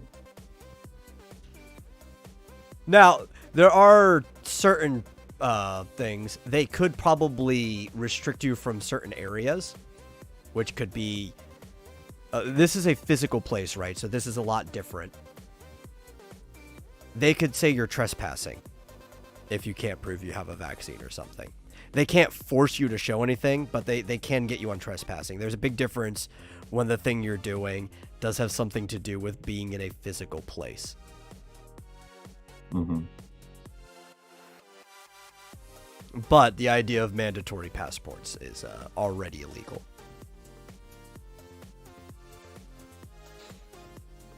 Yes. But anyway, we digress. Man, I'm admiring. I hate to go back on a topic we already talked about, but I'm admiring the images from Diablo 2 Resurrected. I'm like, oh, so I want to play it. That was one of my favorite games in college. And GameSpot has this really cool thing where you can like scroll back and forth between, you know, the original version and the new one. Oh, that's cool, yeah. Got a little slider. Yeah. So cool.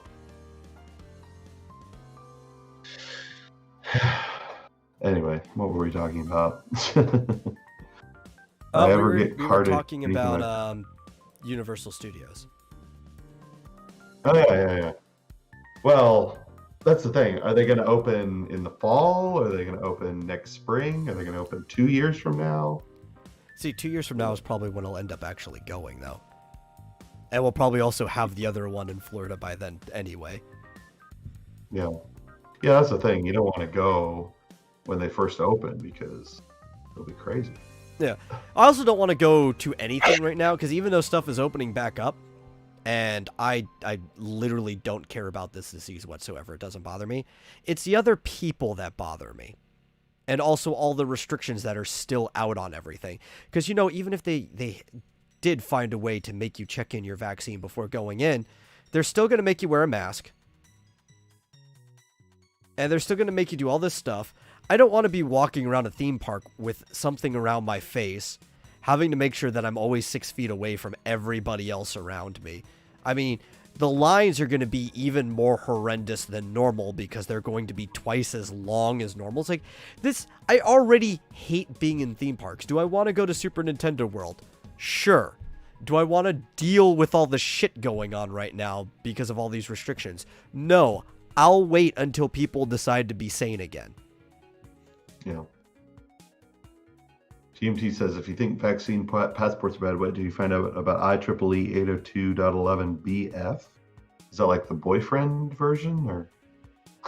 That does sound like the BF at the problem, and does sound like a boyfriend application. Or is it 802.11BS? I don't know. I mean, it looks like a wireless LAN. Isn't that what Wi-Fi is? Yeah. I'm just looking at the specifics about it. It's a task group BF wireless LAN sensing. Capable of STAs receiving wireless LAN signals to detect features of intended targets in given environments. So I guess that's kind of like, I think somebody mentioned NFTs and stuff over here. Issued by your doc. No, that's unrelated. Implications awful. So I'm guessing that has to do with near field communication and being able to use that wireless tracking to pick up information from you.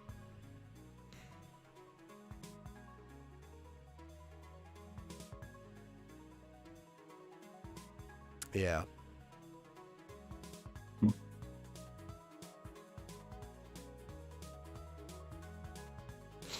Speaking of NFTs. Are we going to get back in NFTs? No, we don't need to. Mr. Scrooger says probably an NFT of some sort issued by your doc. Yeah. But I thought NFTs destroyed the planet somehow, magically. Probably. I still think every artist out there should be trying to sell NFTs. Like, this is the ground floor. You're never gonna make more money on it than now. Yeah, but see, then that actually requires me making art. Well, just saying, if you've already got art made, you can sell it. Can I sell dick pics as an NFT? Maybe I'll do that instead. I don't know how much people will pay for that, but I don't know. I've got a pretty nice one. Okay. I wouldn't know. I don't ever want to know. Bullet says girlfriend.exe.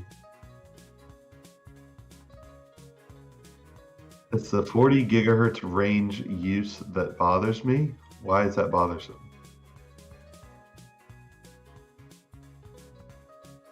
I don't understand. I haven't looked into this. I just read like the simple synopsis about it, so I don't really know too much about the specifics either.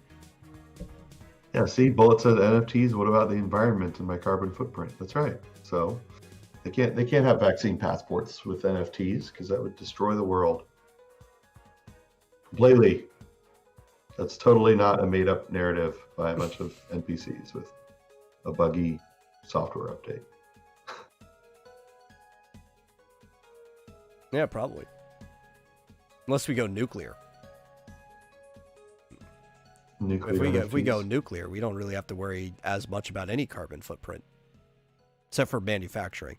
Manufacturing production will always be a heavy carbon footprint that will not be eliminated because people don't understand how much goes into that. It doesn't matter what you change your energy to. Yeah, but at least the electricity they use can be from nuclear. Yeah. It's like nuclear is way better because people don't understand. They think, oh, like solar is great. No, do you understand how much of a carbon footprint the manufacturing and mining of the stuff you need for solar panels actually has? Like right now, it's worse than just using natural gas. Well, we wouldn't need solar panels if we had nuclear. If we had nuclear. Yeah, nuclear is the only real alternative. I mean, hydro can get you about as much power, but that's limited to actually living in a place that can, use hydro. You have to be next to like a large body of water that's running. Yeah, solar sucks. Unless we get to the point of which a Dyson sphere is possible. Mm-hmm. But realistically, a Dyson sphere is probably just wishful thinking. It's there's a lot of thermodynamic problems with the transportation of that energy. Where are we going to get the material to build a sphere big enough to the asteroid belt? But the asteroid belt itself doesn't surround the entire sun in a sphere. Well, one, you'd be taking everything out there and collapsing it closer to the orbit of the sphere. There's a lot of asteroids out there. I guess. Yeah. But also, I mean, if we run out of material, I guess we could just... It's a long way away, but we could go to the Kuiper Belt or the Oort Cloud. Mm-hmm. I mean, the Oort Cloud already has far more than enough material that if you were to collapse it into the sun, it would cover it and block it out completely. Is this going to happen before or after the Mario Land is open? Oh, I doubt it's ever going to happen, so definitely after. Yeah, I don't think we'll run out of asteroids. There's a lot of asteroids in the asteroid belt. So I keep telling people the asteroid belt is what's going to drive space travel. Remember we had that conversation with Flit after, I think it was the last time we played the game. There's a lot of resources out there that if you could dominate it early on, you'd be, well, the richest person to have ever lived that came from Earth. We can't guess how rich there might be anybody out in the rest of space, but at least anybody who came from Earth, you'd be the richest human to ever live. Mm-hmm. Well, it says, how did the Forerunners make all the rings in Halo? Excellent question. Asteroids. That's all I can guess. Like, I think I've said, there's single deposits out there where, like, large asteroids, there's, like, more nickel in one of those asteroids than the reserves that are left on the planet Earth. Enormous jewelers, too, yeah.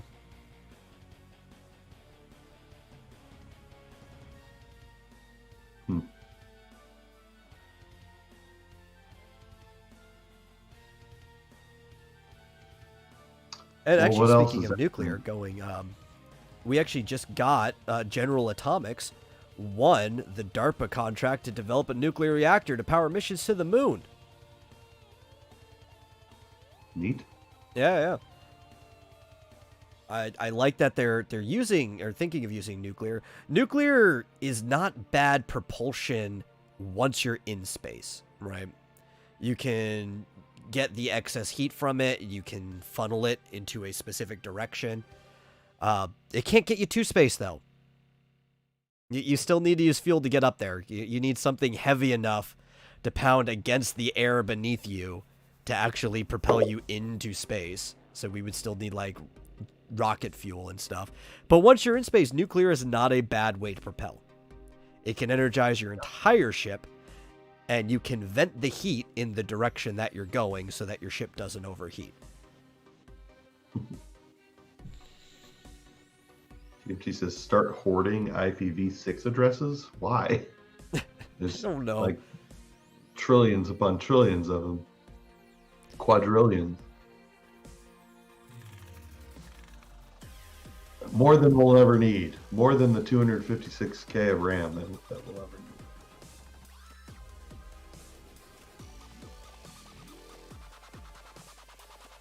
I don't know. I feel like I need a nuclear reactor. like my own personal nuclear reactor. Yeah, is that covered under? Can that be covered under the Second Amendment? Maybe, I don't know. Like I don't think a nuclear reactor is technically arms. Well, you could say, well, look, if it's just to create power, no, sorry, you can't have one. But if you turn it into a bomb, then yeah. Yeah, but nuclear reactors make very shitty bombs. Well, it's not. They're good arms. It's not like an actual nuke. I mean, they can't even really go off like that. Now, maybe if I was using it as the main power source for, like, I don't know, a seismic disruption device that would cause earthquakes to happen in towns nearby as a weapon, that would be an arm then, or maybe even just a high power laser. Because I want to knock spaceships out of the sky. It's like, we might be invaded by aliens. I need to heat up the ship before they get here. They can't react. I mean, this laser's going at the speed of light. And we're just going to overheat their ship. Their life support will fail, and they'll be dead before they get here. This is defense. I need it. It's arms. Yeah, GMT says a shitty bomb is still a bomb. So yeah. Should be covered. Yeah, but I feel like I can make... Me, personally, I can make a better shitty bomb out of something... that's not nuclear, that would give you the same effect as a nuclear reactor would. You're not following the reasoning here. The point is to own a nuclear reactor. And I'm saying the Constitution says if you turn it into a potential bomb, then you are allowed to own a nuclear reactor. The point is not to create a bomb. The point is how do I legally own a nuclear reactor?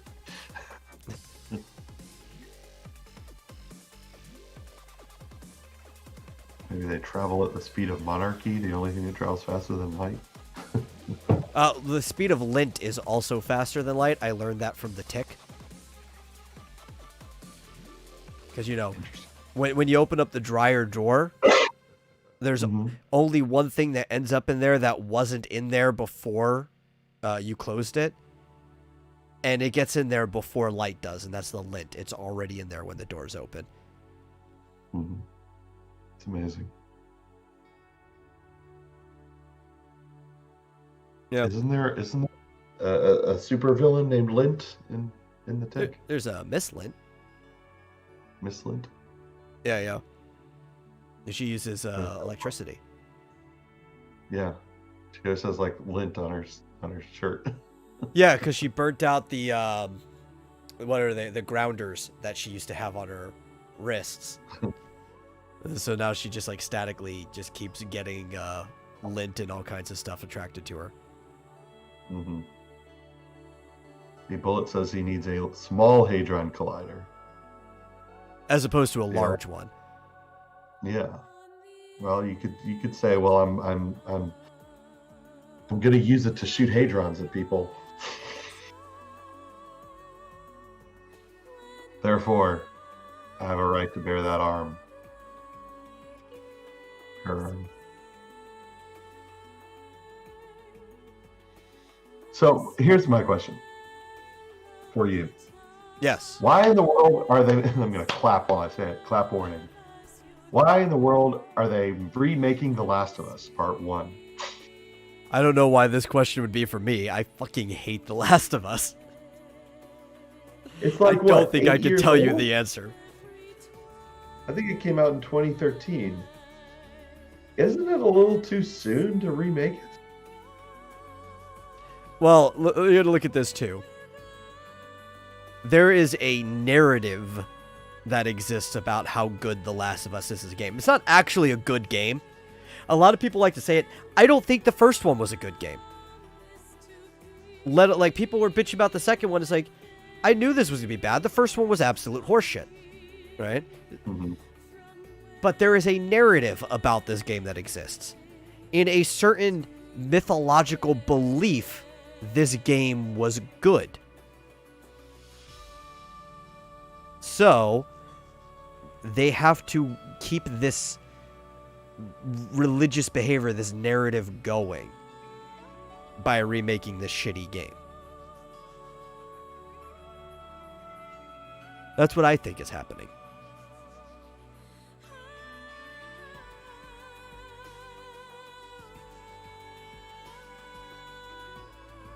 I don't understand what GMT is saying, but anyway. Um, yeah, I mean, Skyrim has been out longer than that, and they're never going to remake Skyrim. Yeah. I mean, they came out with a enhanced version with better graphics or whatever, same bugs, but There's some new ones. Some new ones. I don't understand why they would remake a game that's, frankly, recent enough that, yeah, Bullet says there's a PS4 release. So, it's just bizarre to me. It's almost like, so the group that was originally going to develop The Last of Us remake was the Sony's Visual Arts Service Group. It's almost like they just wanted to do it. Naughty Dog's not even doing it themselves? They are now. Oh, okay. But originally, it was going to be Sony Visual Arts Service Group, and it felt like they were just doing it to prove themselves, because it's a group that typically comes in to other studios and just kind of fixes things, like when a game is sort of on the rocks and they're running into delays and problems and stuff, they'll come in and advise them and get it back on track. But they said to Sony, like, hey, we could just make our own game from scratch. We want to try it. So it felt like almost like a proof of concept. Why don't we remake The Last of Us? But then Naughty Dog came in and said, oh, whoa. If anybody's going to remake it, we are. Okay. And so now it's a thing. Like, they took it over. Probably because there's a lot of speculation that it's because Neil Druckmann is a control freak and an asshole. And well, that's true. I don't even need speculation for that. Yeah, there have been receipts posted that he is an asshole and a control freak. But it's speculation that that's why Naughty Dog took over. Yeah. Development, but it's like, why would you bother? Because I would just be like, hey, if this other team is legally allowed to, go ahead and do it. Like, it's a little too soon to make a remake of such a recent game. Oh, and the remake probably was going to be better if that other team had done it. I have zero faith in Naughty Dog as a company anymore. Everybody who made Naughty Dog great is gone. So I don't think they're going to make good games going into the future. And I could even only see them making this remake themselves. It's going to be even worse than the original version of the game. Mm-hmm. Well, presumably they're going to be making it for the PS5, by the way, GMT. I assume. Hey, Rick. How's it going? Oh, why would they not, though? I mean, that is the current generation now since the PS5 is out. Yeah. But it seemed like they unnecessarily took over what was really probably just a proof of concept. And said, yeah, now it's a thing.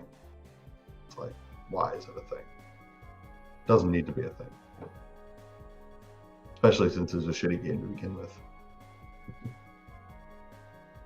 It would almost be like, rather than just coming up with, the Skyward Sword HD version, it would be like if Nintendo decided to just remake that whole game from scratch, which actually wouldn't be a bad idea, but still, it's a little too recent. Yeah, well, I mean, I think even more time has been put in between it, though, because at least Skyward Sword, I think it's older by a couple years, right?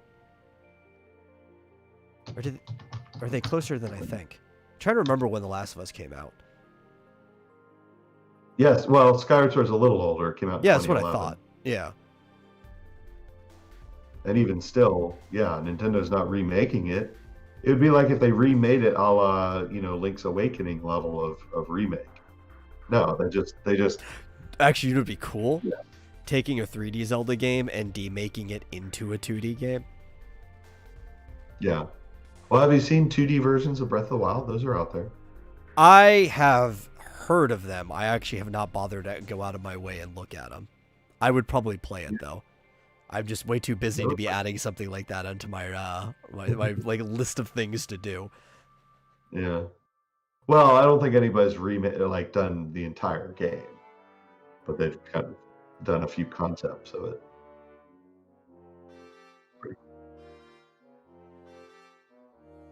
But yeah, Skyward Sword is 2 years older than The Last of Us. Make more sense to remake that from scratch. Yeah, that was the point I was getting to, because I thought it was a couple years older. Mm-hmm.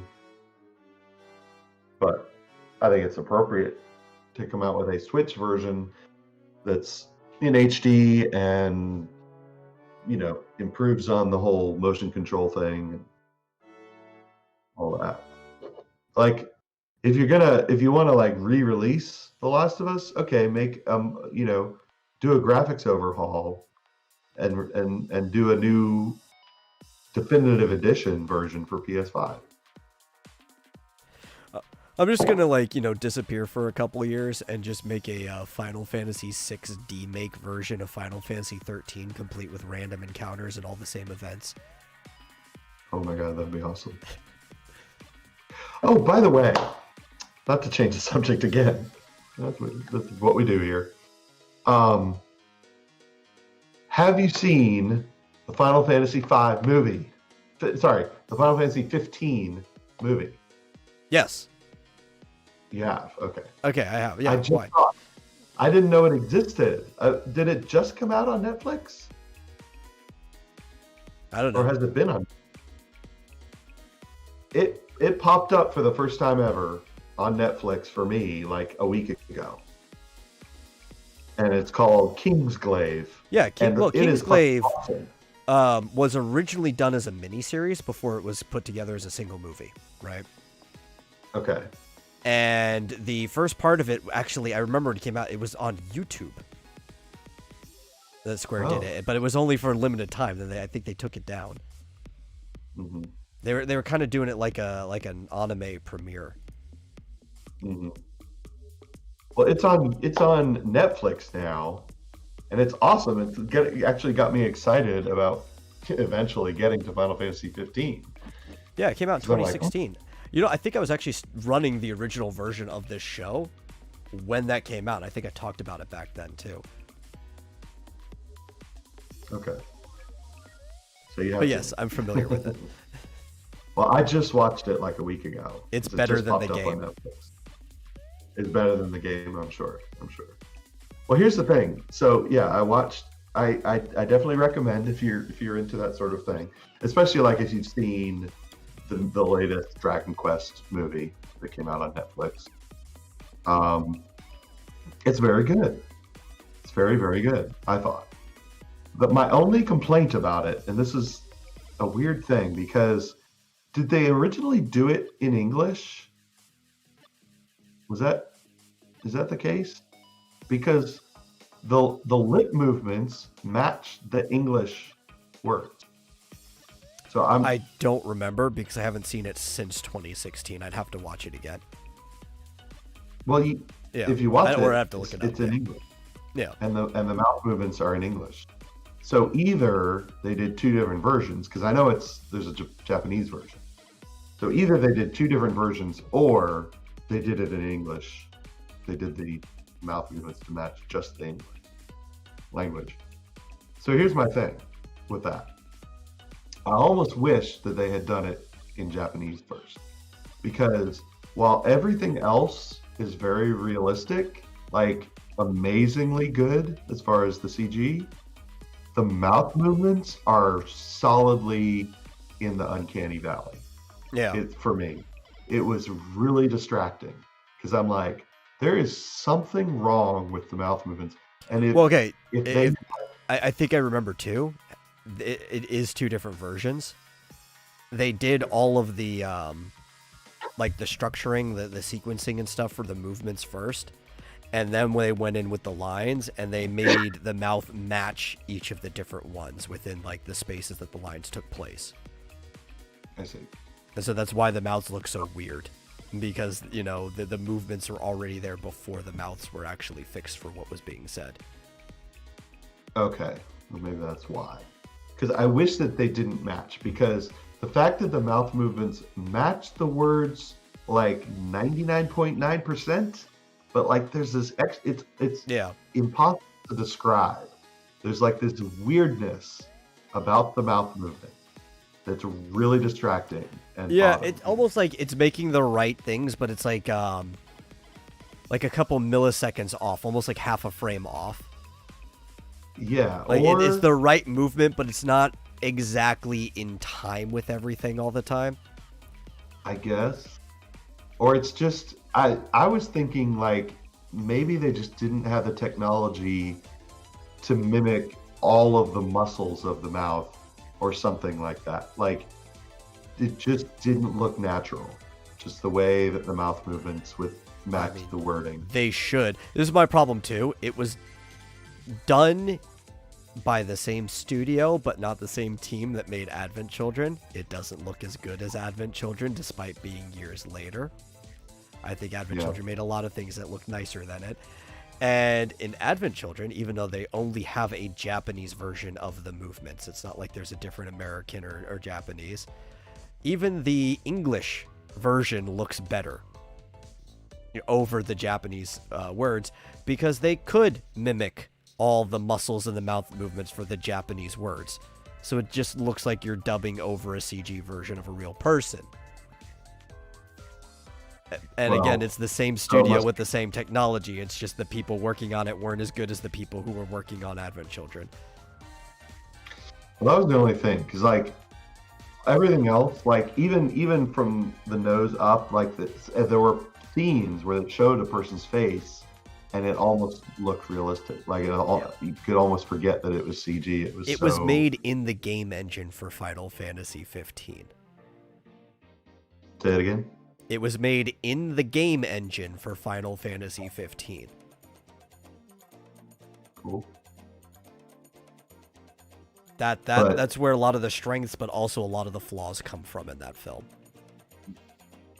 Well, I found all the action sequences, everything. Fantastic. Oh, it's a great movie. I agree. And I think the animation was great, all except for the mouths. Yep. So now that I know that they basically just changed the mouths to match the English, that's got to be why. Because everything else about it, I thought was great. Well, because, they do it in the games all the time. But typically they pull it off better in the games, right? Like Final Fantasy 13 did the same thing, where they actually did change the mouthing sequences to match the English. Because you really couldn't tell that it was originally done in Japanese. Mm-hmm. Well, what was weird, though, is at the end, they showed the initial sequence, because this all takes place, like, right before, or maybe simultaneous with, the game. And so at the end of the movie, they show the beginning scene of Final Fantasy 15, the game.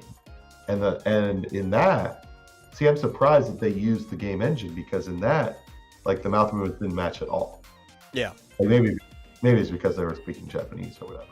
So, but I just assumed, that's the game engine. It's just not as good. It's not as well animated as the movie. But you're telling me it's the same engine. It is the same engine. Now, the game engine, there are some scenes that are made better in 15, because all the scenes are made in the game engine, but not all the scenes are running through the engine. Like, they're pre-recorded and it just goes. Yeah. And you could tell the difference. The pre-recorded scenes look way better than the ones actually running in the engine. Sure. That makes sense. As is typically the case. We are getting to the point, though, where some things are getting so good that you can't tell the difference between a scene that's running live, like something that the game is just doing in front of you, or something that was filmed in the engine and then you're just seeing like a video play. Mm-hmm. Yeah, because I mean, in the studio, they can take all the time they want to have the most powerful computers that they've got, pre-render it, and make sure you take the best rendering of it too, where none of the lighting freaked out or anything like that. Yeah. But we are getting to the point where a home computer can do all that rendering. if graphics cards would stop being ridiculously. Yeah. Now, Bullet brought up a cool thing. Have you ever seen the anime of Final Fantasy Unlimited? Mm-mm. It's pretty good. It's got a lot of aspects that are Final Fantasy, but if you were to take the core of what's going on in it, you wouldn't think it was a Final Fantasy anime. I watched it, I want to say back in... was it 2008, maybe? It was back when I was in high school.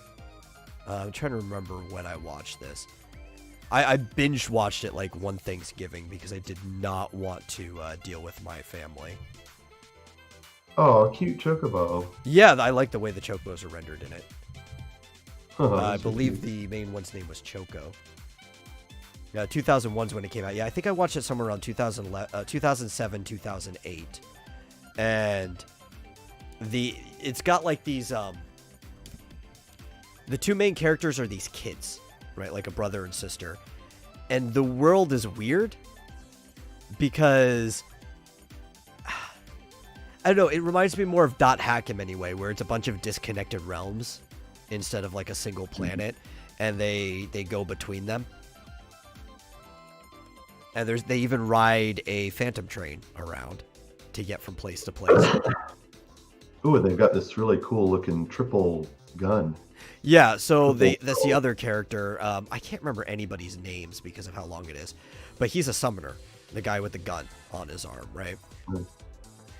And what he does is he's almost like a chemist, and he'll take like these materia vials, and he'll put 3 of them into the gun to make a mixture, and when he fires it, it summons a creature to fight.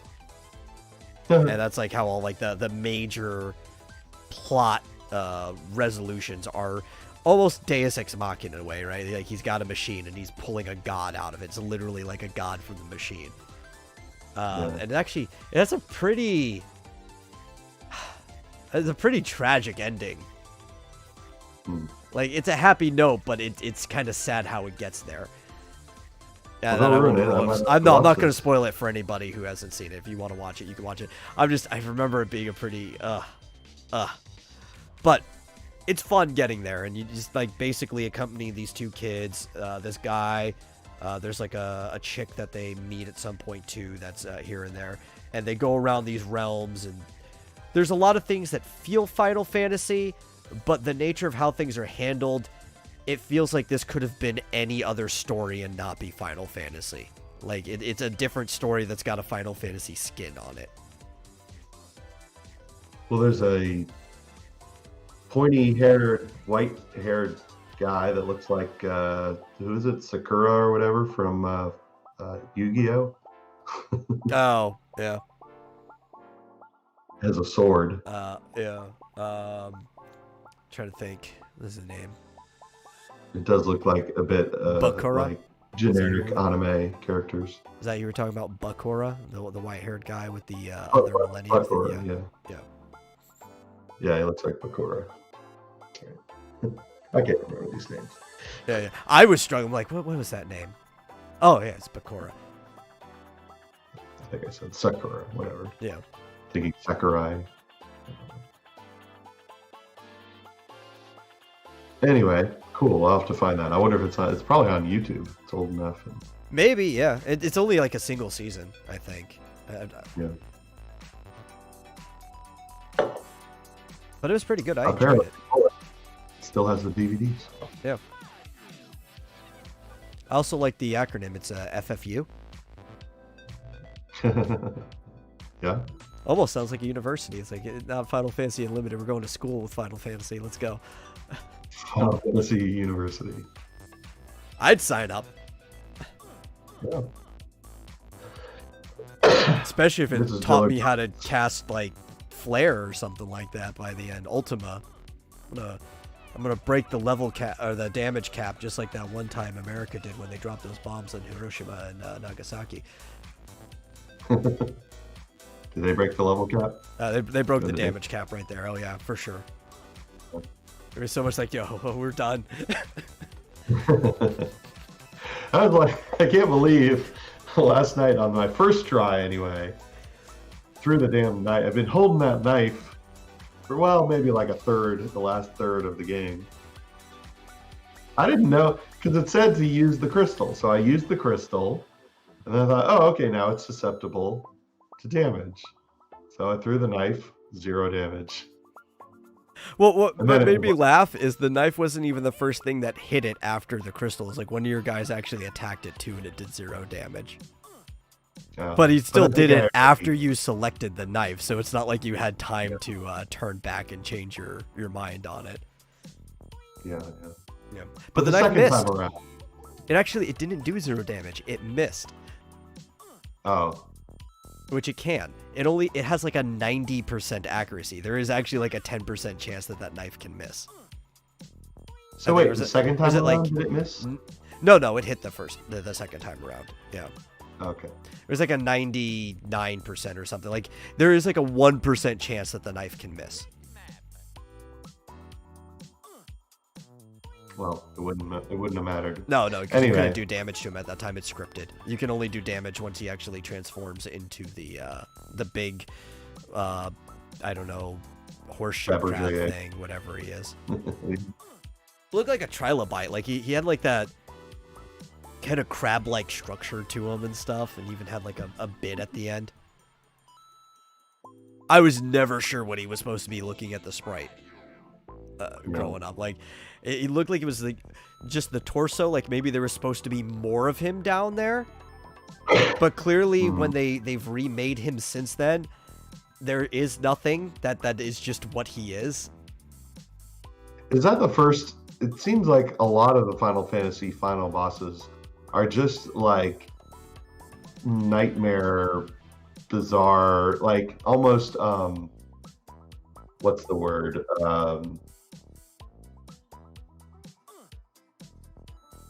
Who's that?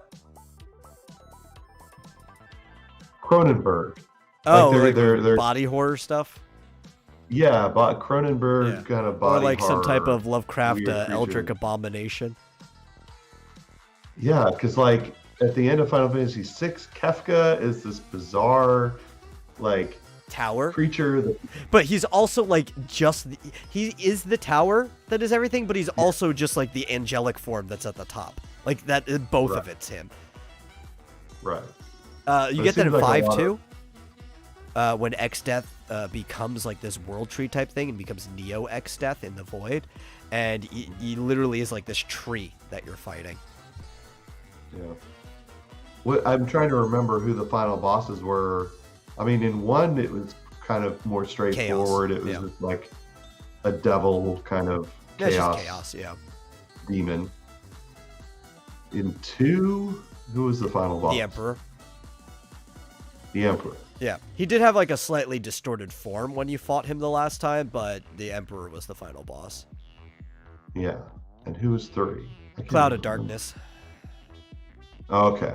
It was that started to get a little bit weird with the serpents. Yeah, I mean she was still mostly a woman, but yeah, she had like those serpents coming out. Dissidia version of her is the best version. What's that? The Dissidia version of the Cloud of Darkness is the best version. I showed you a picture of that. Yeah, very nice. But 4 seems to be the first sort of body horror, weird, bizarre, scary, just monstrous thing. I'm a moon man. Watch me turn into a Tangela from Pokemon and then into a giant trilobite. That's right. I was never sure what his first form, like not the Zamus, but like the first Zeromus form before he becomes the big crab thing. Like I was never sure what that was supposed to be growing up, because the sprite is a lot more chaotic looking. Yeah, in this one it was just these vertical lines and kind of a, I don't know, with hexagon kind of. Yeah, with a face. So like tendrils or hairs are coming off of it. Yeah. I don't know. But I'll tell you, when you miss my video game live streams, you never know what you're going to miss. Yeah. It gets a little sane again for a while. Because again, at least Kefka, there is that humanish form to him. Like he's got the wings, but he basically he looks like Michael, the archangel. That's all he ends up looking like, aside from the weird mountain of flesh that you have to fight on the way up. Yeah. But then you get Sephiroth after that, who there is his Seraph. There's a specific name. It's like a play on the word seraphim, just like Sephiroth is also clearly a play on the word seraphim. But he's got like this weird seraph form that has like wings coming out of where his hips were. But aside from that, like he's still mostly Sephiroth. He's just a human. Then there's what's her name? Ultimacia. 10 again is when things get really weird, right? Because in 10, Jecht is kind of the main bad guy, Tidus's dad, but also Sin is the main bad guy. And Sin is like this weird whale demon abomination thing that's in the water. Yeah.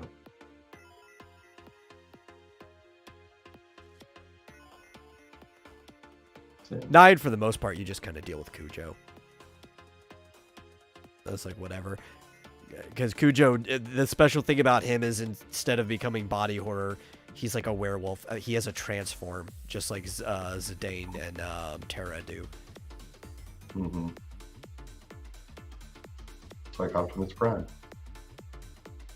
And then everything's like a weird, not so much like a body horror, but everything's like a weird techno horror thing in Final Fantasy 13, dealing with like the Fal'Cie and stuff like that, and their guardians. Like everything looks like a oddly designed alien robot.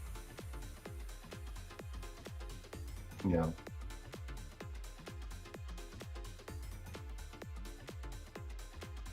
Thirteen is weird. 13 is weird. It's actually kind of the black sheep of the bunch, right?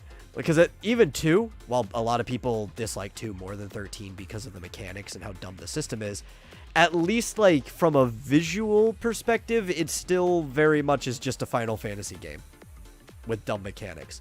13 has a lot of tropes that are Final Fantasy, but visually it kind of just turns everything on its head.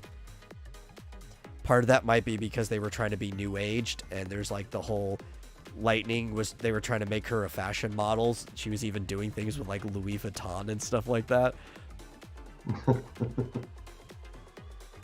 Yeah, that was kind of a weird phase. Like the whole PS3 era was a weird phase for video games, because like I thought even like the what was it called? That Sonic game, Sonic Generations. Is that right? That was the one where you did both 3D and 2D and played as the old and new Sonic. Yeah, I thought that game was weird in almost a similar way. It's hard to describe, but in a similar way, that Final Fantasy 13 was weird. It just seemed like a departure. Like it was visually gorgeous. Just like I liked it a lot better than most of the Sonic stuff that came before it for years. But I also hate most of the 3D Sonics. Yeah, but it was just kind of a weird thing. Like I had a PS3, one of the few PlayStation consoles I ever actually owned, and I thought a lot of the games for PS3 were visually absolutely gorgeous, and not necessarily bad, but just weird departures from their previous. Yeah. Because I enjoyed Final Fantasy 13 in many ways. It was just a little bit different. Well, very different. I enjoyed Lightning Returns. Well, yeah. I hated that I had to play through 13 and 13-2 to get to Lightning Returns. I liked the original Final Fantasy 13. It's one of the ones I haven't beaten it, but I'll tell you, I played through more of that game than I had since Final Fantasy 7. Like Final Fantasy 7 was like the first one that you could play at that point in the US where I never got around to beating it. But then I just never played any of the others really until Final Fantasy 13. And I played about halfway through it and very much enjoyed it. So I'm a little different from you in that respect. I like Final Fantasy 13. I think it's because let's see, when 13 came out, because there were some that I had initially missed, right? Like, I really like 9. I didn't play 9 when it was new. I played 8 when it was new, but I didn't finish it when it was new. Mm-hmm. And 10, I didn't finish when it was new. So just before that, I had recently played every Final Fantasy I had not beaten before. Kind of similar to like what you're doing now, going through the whole list. And it's kind of like I knew 13 was coming out, so I wanted to play it. Right? I've always been a fan of Final Fantasy. Having played every Final Fantasy basically right before that, also having recently played 1 and 2 again, because before I played 2, I wanted to play 1. It's been a long time since I'd played 1. So having played that again, and having played the PlayStation ones that I hadn't beaten, I was going in with too high expectations, maybe. I don't know. It was very disappointing, even compared to the ones that I'm super critical about before it. And a lot of it has to do with the mechanics of how the game plays. And also the structure of how the story progresses. Because that game is really designed to just get you from point A to point B as fast as possible. No dilly-dallying, no, like, wandering off to this side of the world or anything. It's just like, this is the story, you're kind of on rails, you're getting through, which is not a bad way to make a game. That's not the criticism. The criticism is that for a game that is so story and character focused as it is, compared to other Final Fantasy games, it's almost as story and character focused as Final Fantasy IV is. As you just recently saw, there's not a whole lot of dilly-dallying in that one. It gives you areas to grind, but it's really just going through the story, gaining and losing characters at different points, right? Right. It's as focused as that game, but the story itself isn't anywhere good enough to make up for that. Like, it's a kind of an subpar Final Fantasy story along, like, the lines of 10, which a lot of people think is one of the better ones, but it's along the lines of 10 and 8. But the difference with both of those games are the exploration of the world, and a lot of the mechanics more than makes up for the fact that they're some of the lower stories in the franchise. Well, see, from my perspective, I got to 8.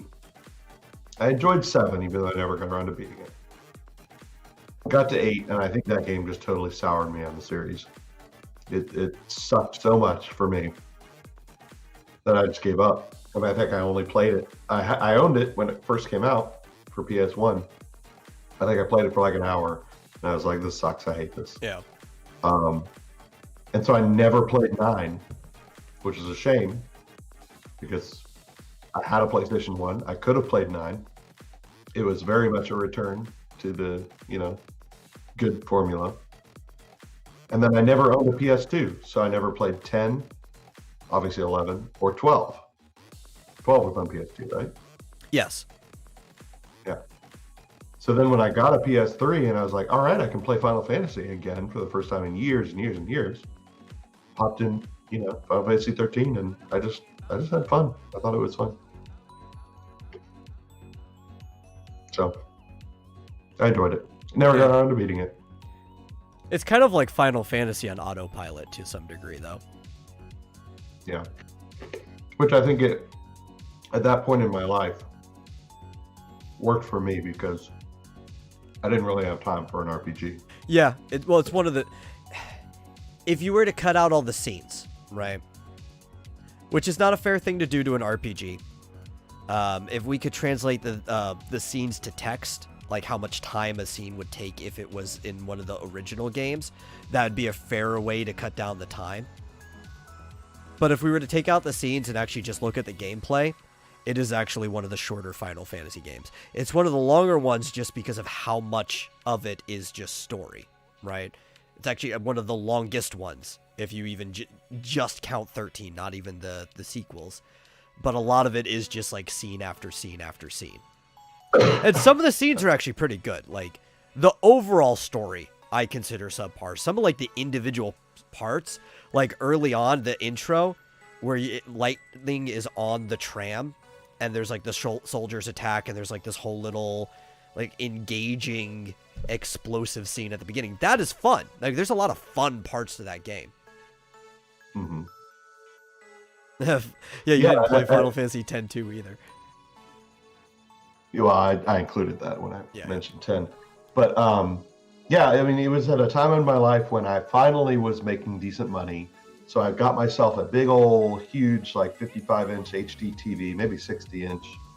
And I got a PS3. I was like, I haven't had a PlayStation console in years and years. And I was like, I can afford one. And which we, of course, mostly got it for the fact that it played Blu-rays, Blu-ray movies. That's why most people got it.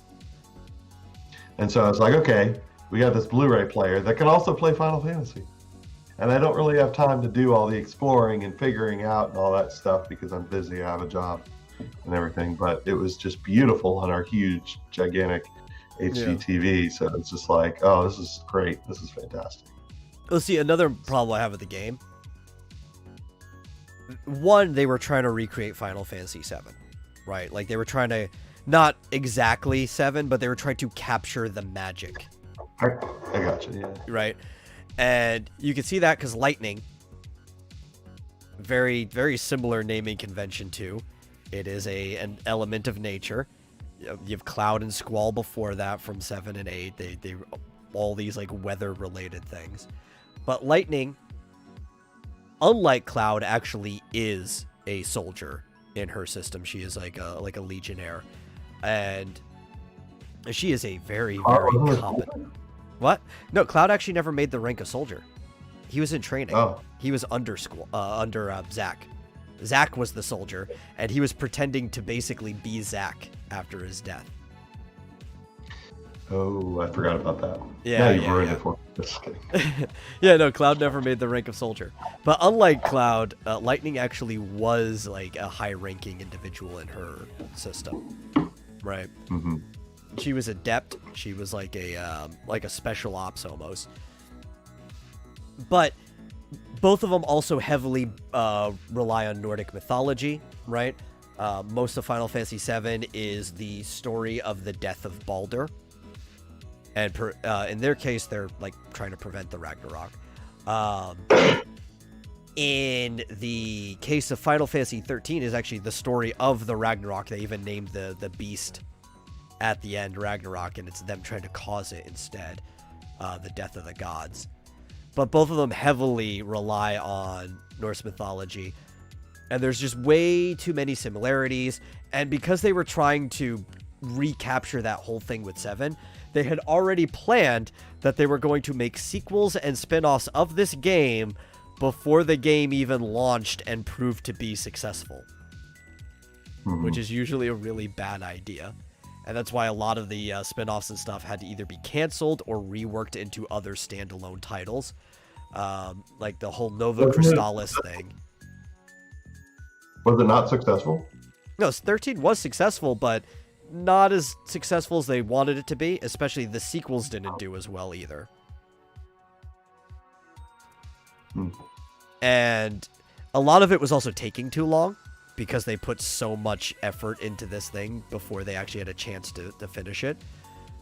That is a Nova Crystallis was supposed to be a game. A lot of that ended up working into what I hear Type 0. Also, Versus 13 was reworked into Final Fantasy 15. It tore it apart because it doesn't fully resemble it, but there's a lot of you see the groundwork. Even Nomura was kind of upset that he didn't get to use his original in Kingdom Hearts 3. There is a game, like an actual video game that exists in the Toy Story world called Verum Rex, and it resembles closer to the original version of Versus 13 that was supposed to happen. But it was putting all this work into this connected little world and stuff before they could even tell if it was going to be worth it. They did all these cross-promotion things. Yeah. But like I said, there was the Louis Vuitton thing where they literally... They put so much work into Lightning's model that they were using her as an actual model, right? Like, oh, you could put your clothes on her. We could do cross-promotions. We have Louis Vuitton's clothes and bags hanging from her. You could put her in, like, billboards and stuff like that. They were going all out with this, you know? Mm-hmm. But the thing is, Lightning, up until the third one, is the shittiest character of the cast. Like, she is the least interesting character despite being the main character, right? Everybody else is more interesting than she is. She basically has the personality of a brick until what is it? Lightning Returns, the third one. Yeah. That one, she actually gets a fully fleshed out personality. She's the only real character that you, yeah, it was part of the Nova Crystallis stuff, yeah. But yeah, she actually gets a personality. She's the only character. She has to have one. You can't have a game with a character that has no personality and they're the only character. That would be like if you were playing Mass Effect and never picked up any party members. And you spend more time with her in the first game, respectively. Not too much more because they do a good job of juggling all the characters, but still more time with her respectively than you do any of the other characters. With her being the least interesting. Like, Snow had a personality. Snow was over the top. I liked Snow. Zaz was actually probably the best character in the game. As far as, like, character arc, motivation, and desire and stuff. Vanille, I didn't like the accent for Vanille and Fang, but as characters, I do like both of them. They're very interesting characters. They've got very solid driving points and stuff. Lightning has a solid motivation, but it hardly plays into her character, and that's her sister. But it's also equally a driving motivation for Snow, and he does so much more with it. Since Snow was the boyfriend of her sister, Sarah. Well, yeah, I mean, and I obviously played long enough to get to Vanille, because that's a bit down the road of the game. But I never identified at all, or particularly liked Lightning. Yeah, she's dull. Yeah. And they're like, well, she's a soldier. She's stoic. She's hardened. It's like, so was Cloud was pretending to be a soldier. He acted like that. But Cloud, if you go back, he's not as, like, emo as people remember him being from, like, Kingdom Hearts and stuff, the personality they see. Yeah. Cloud was actually kind of like a cocky asshole in Final Fantasy VII. He's actually a fun character. Like, there's a lot to Cloud. And he was supposed to be, like, the tough guy, stoic, I don't take no brass type thing. And then all of his friends are always bullying him and pushing him into doing things. Like, Tifa's not going to put up with that. She's known him since he was a kid. And it's like... Yeah, but he was a cocky asshole. He did have character to him. He was fun. They could have done something like that with Lightning. But they made her a brick.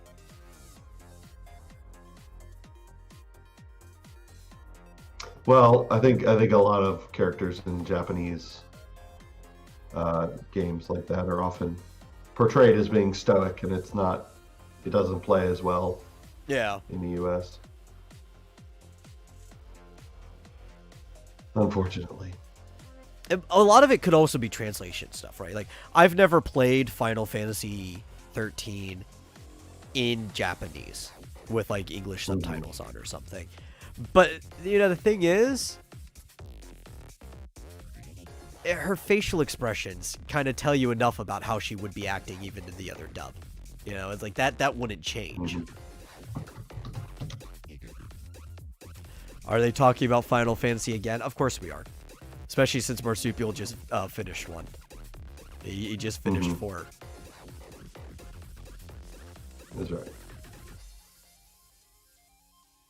At one point, we were just talking about the PS3 in general.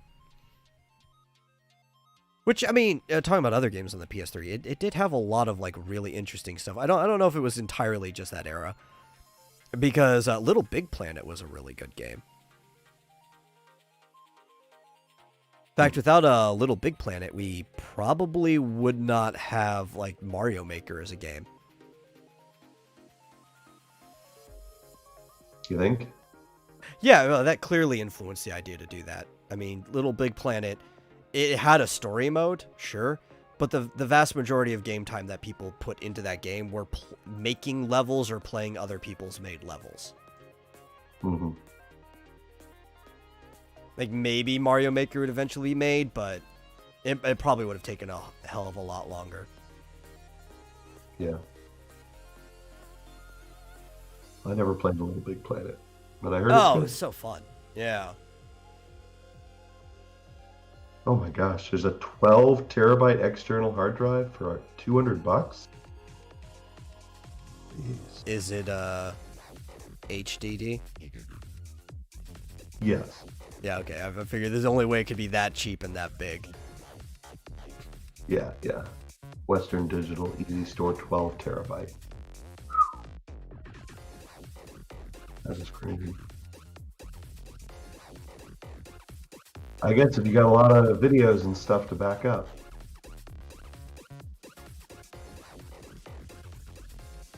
So, Eagle, what would you prefer that we talk about? I have some Mr. other things. Critical.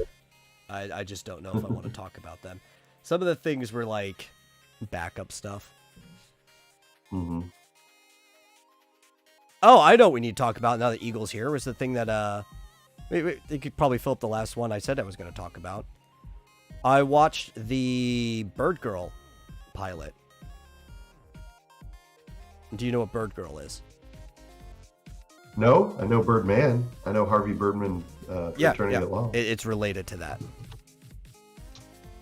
Now, Harvey Birdman, Attorney at Law is one of my favorite shows. I used to watch it a lot back when it was new. Just late nights. I was never somebody who really slept much. So I was always up watching things like that. And one of the things I really liked about Harvey Birdman is that it didn't take itself seriously. And it was like, because it involved all these like Hanna-Barbera characters and stuff, it was almost like a commentary on cartoons as a whole. And like a courtroom is a very serious thing, but cartoons are not. Everything about cartoons is stupid, but you go in expecting that. That's why you're watching cartoons. So as a commentary on cartoons, they just bring all this stupid shit in and try to apply it to real law. Yeah. It's great. It's not the fact that it's like a superhero doing a day job. It's the fact that it's a superhero cartoon character who is equally as ridiculous as all these other cartoon characters that have these problems trying to hash out these cases. Yeah. Bird Girl, though, is stupid and not in a fun way. Oh. Yeah, I kind of knew it was going to be this. And then watching the trailer, and then I went and watched the pilot earlier today. The thing about Bird Girl is it takes itself way too seriously. It has things that vaguely resemble jokes but aren't funny and aren't actually really jokes. They did change her outfit to a more practical one. That was definitely a bad omen. But the plot of it is that if you remember, Bird Girl's similar to how like Batgirl is the daughter of Commissioner Gordon. Bird Girl is the daughter of the chief operator, right? Ken 7, right? And he just died after creating this like huge monolith of an industry that basically, remember he had the legal office back in Harvey Birdman, Attorney at Law. This, Phil Ken 7. I was forgetting his first name for some reason. But 7 to 7 was his attorney's office, his agency, and it blew up into this whole corporation that did many things. And he leaves not his daughter as the heir to the corporation, but Bird Girl, which he, is acutely aware is his daughter. But he leaves it specifically to Bird Girl. And the whole episode is like this internal conflict of her being a different person from Bird Girl and not getting the attention she wanted from her dad, and all kinds of just like really stupid stuff. It seems less like it's a sequel to Harvey Birdman Attorney at Law, and more of like it's trying to be the same type of show that Archer is, but without like any of the humor. Mm-hmm. And it's got a very like woke and diverse cast of characters. Of course. Yeah. It's basically everything that's wrong with modern TV. And you can see it in the trailer before you even go to watch it.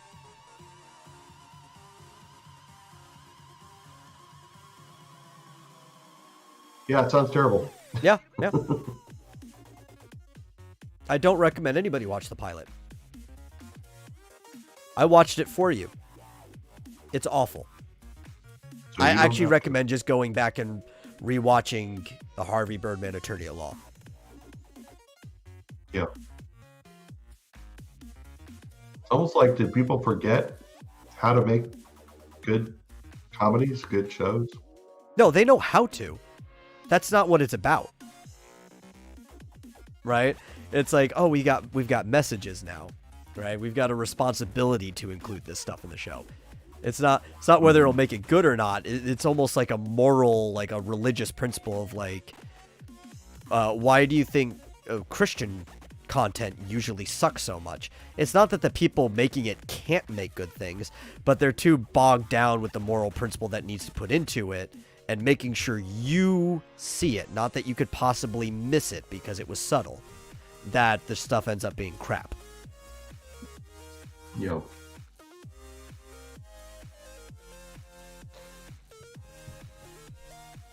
I don't know. Yeah. And nothing like, there's no flow to it either. Like it's so choppy and almost like ADD, right? Like at one point, clearly just for the bird cat joke at the end of the episode, at the very beginning, she sees this cat sitting over the newspaper stand because like it's trying to tell her dad's dead, and she's like ignoring it. And she picks up the cat. It's like, you're going to live in my purse now. And it's like this very short. It's not even funny. It's just kind of like attention deficit. And then later it comes back around for something that's also just not funny. And it's almost like that anti-humor shit where there could have been a joke here. Yeah. But it's not necessarily random, right? It's clearly planned.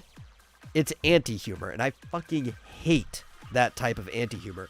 The same guy's actually responsible for it, because the guy who made the original Harvey Birdman, or he worked on it, right? He was one of the producers, which that show was great. It had very precisely timed humor to it. Like the jokes hit, and they hit the beats. He went on to do other things, but clearly his taste in how shows should be made has changed over that time. He was also involved in the recent DuckTales remake before this. And the DuckTales remake was good in many ways, but it was a subpar show. And one of the things that made it subpar was its ironic comedy, or its anti-humor, where like a joke will be set up and then they'll kill the joke. Right? With Webby, there's this whole setup of how she is like this shut-in. She's just a study nerd or whatever. She's not allowed to go off on adventures. She's never been on an adventure her life. She's never even eaten a hamburger. Mm-hmm. And then at one point when an adventure presents itself in front of her, she's like, I'm gonna eat that hamburger. And that as a line could have been powerful. It could have actually been an okay line because you set it up. And then immediately after saying that, she turns around to the boys and like, and by eat that hamburger, I mean I'm gonna go on this adventure, and just ruins everything about that line by doing it. That the entire show is that. That's this entire Bird Girl show is that moment for 22 minutes straight.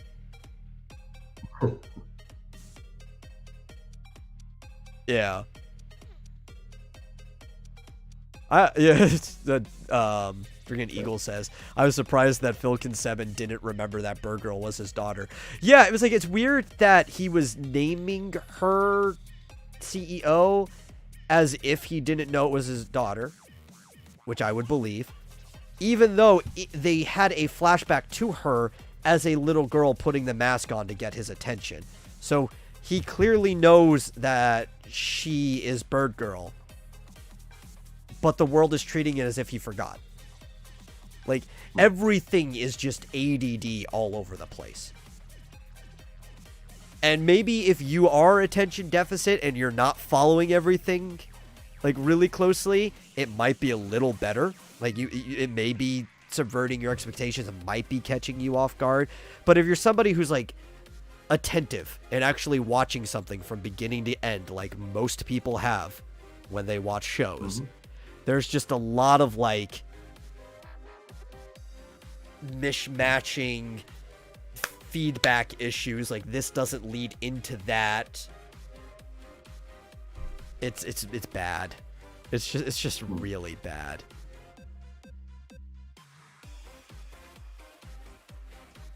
And there's like a toilet that eats people.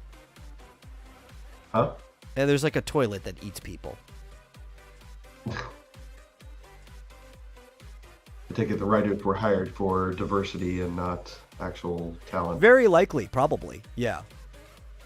I didn't even look at the writing staff, but just from looking at the show, I would assume that. Just like Delta pilots from now on, apparently. Yeah.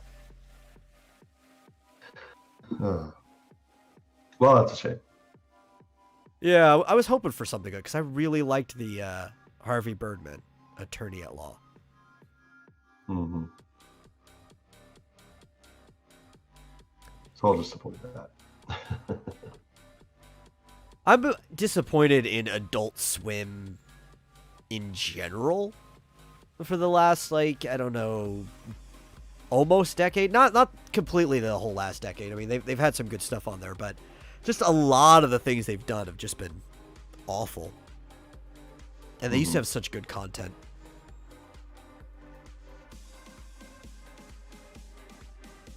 And that's actually no slight at the one that most people like to rag on, and that's Rick and Morty. While I have some issues with how things were handled in, say, the later seasons, I really liked the first one. It's still not a bad show. Like, it's still solid content, right? Yeah. That one I'm not going to bash on too much.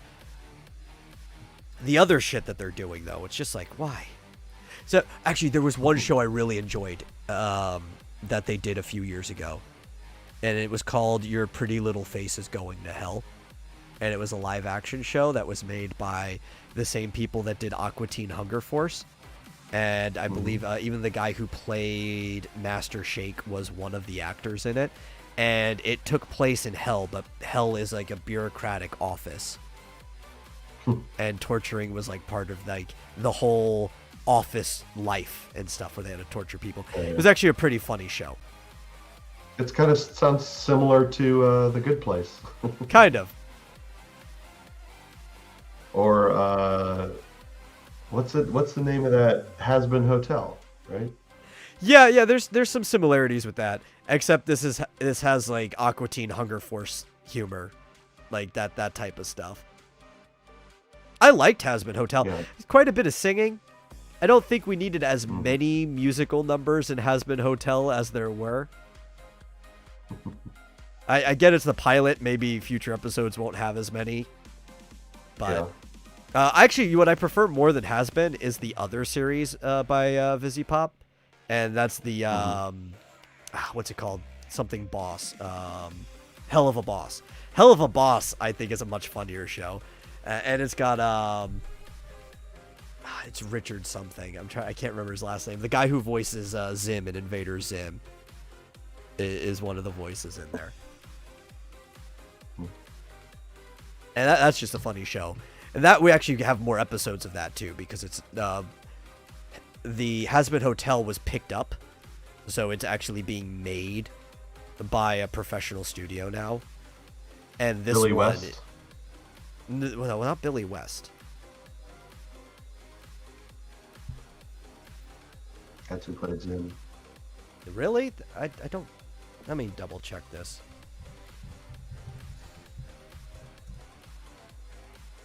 I don't know. I've never seen Invaders. Wait, what did you think his name was? No. It was Richard Horvitz played Zim in Invader Zim.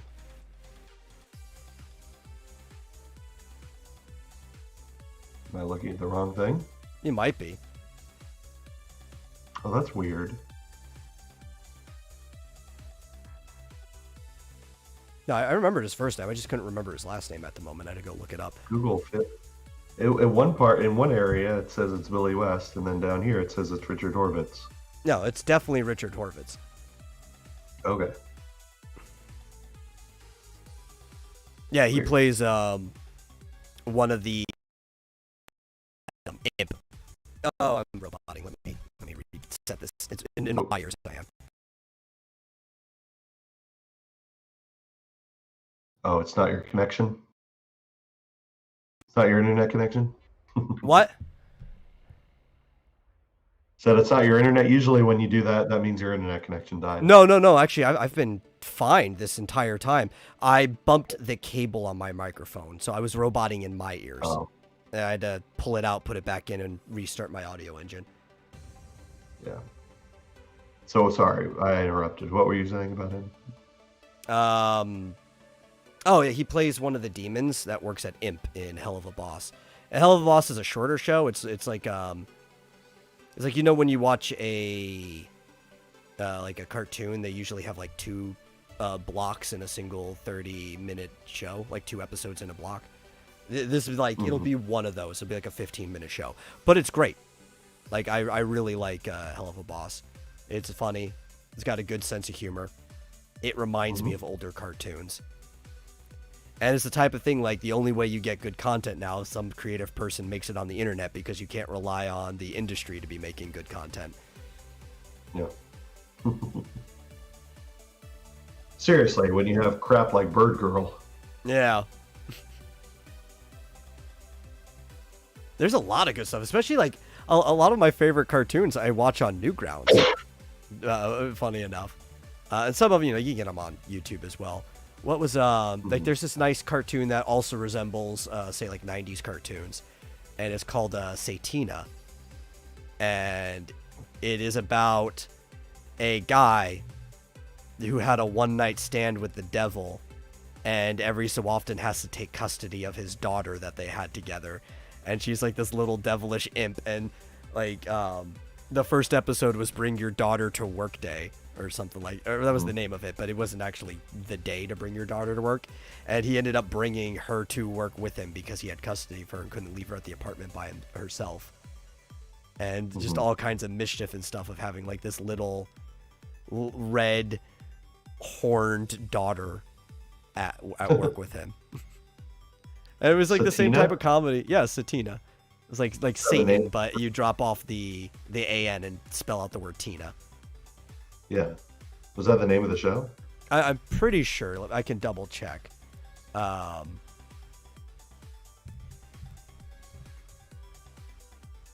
sounds hilarious. Yeah, no, it was funny. Yeah, it's just called Satina. There's a small pilot episode too called Satina Wants a Glass of Water. And episode 1 was Bring Your Demon to Work Day. Yeah. Yeah. So cute. She looks like a little cat girl. Yeah. And she's just a little demon daughter. Her mom's the devil. Oh, that's recent. Wow. Yeah. There's still a lot of good cartoons and stuff out there. You just need to know where to find them on the internet. You have like independent animators making them. Yeah. See, we need to have an animator gate, just like Comics Gate. No, I don't know if we need that. I think we just need just organization, right? We just need to like a list to compile things, right? But Newgrounds is kind of already like that. We just go to Newgrounds. Go to what? Just go to Newgrounds. I mean, they already got lists and stuff. Yeah, but are they getting paid for all this work? I don't think they're getting paid. Oh, a lot of them get paid. A lot of them, like, because these projects are known. right? So a lot of them have like Patreons and stuff like that. And a lot of people, they just make it like a funding system like Patreon is perfect for a lot of these type of creators. Because a lot of these people, back with Flash, right? Like we can go back in time to Flash. The whole culture around Flash was putting free shit out there and just like the pure meritocracy of making stuff for people to enjoy. And the best stuff would get the most views. And a lot of these people still have that same mentality of like, I just want to put stuff up there that people can enjoy. So having something like a Patreon or some type of subscription service where people can give the money directly to you when they enjoy it works perfectly for people with that type of mentality. I mean, I still kind of have that type of mentality. That's why most of the stuff I do is free. Which, as we're coming to the end of the show, means I should probably promote my PayPal. If you enjoy the Vomitorium and would like to support it, you can send money directly to paypal.me/IMMADAMETAL. Or use my email address, iminametal@gmail.com. It is important. Cool. Yeah, I'm just wondering if, gosh, there was a way to get these people more organized so that they could actually make the kind of money that that horrible people make for making horrible content like Bird Girl. Yeah, yeah. 'Cause I bet they get paid something more than... Well, the individual animators, I would guess that the people making these things probably on the internet probably make more money than the animators do. It's basically slave labor when you look at how low their paychecks are. But the producers, they're making bank. Yeah. We'll see. There's money to be made. It just needs it's to just go not going to the right people. Yeah. I mean, it's just like comics. Yeah, like, you know, the EIC... I'm sure makes plenty of money, but the individual creators are making peanuts. Oh yeah, you get like 6 of them living in an apartment together just because they like the idea of living in New York. Yeah, but you know, on the indie scene, as long as you're not, as long as your name isn't Larry, you're doing great. You could do great. Yeah. To be fair, Larry actually was doing pretty good compared to most indie people. And I mean, I'm not going to get into it. I still mostly like Larry. I don't want to air their dirty laundry, but I don't know why he thinks he's not doing that great. Maybe he thinks he should be doing better. I don't know. It's none of my business. I think he's doing just fine. Yeah.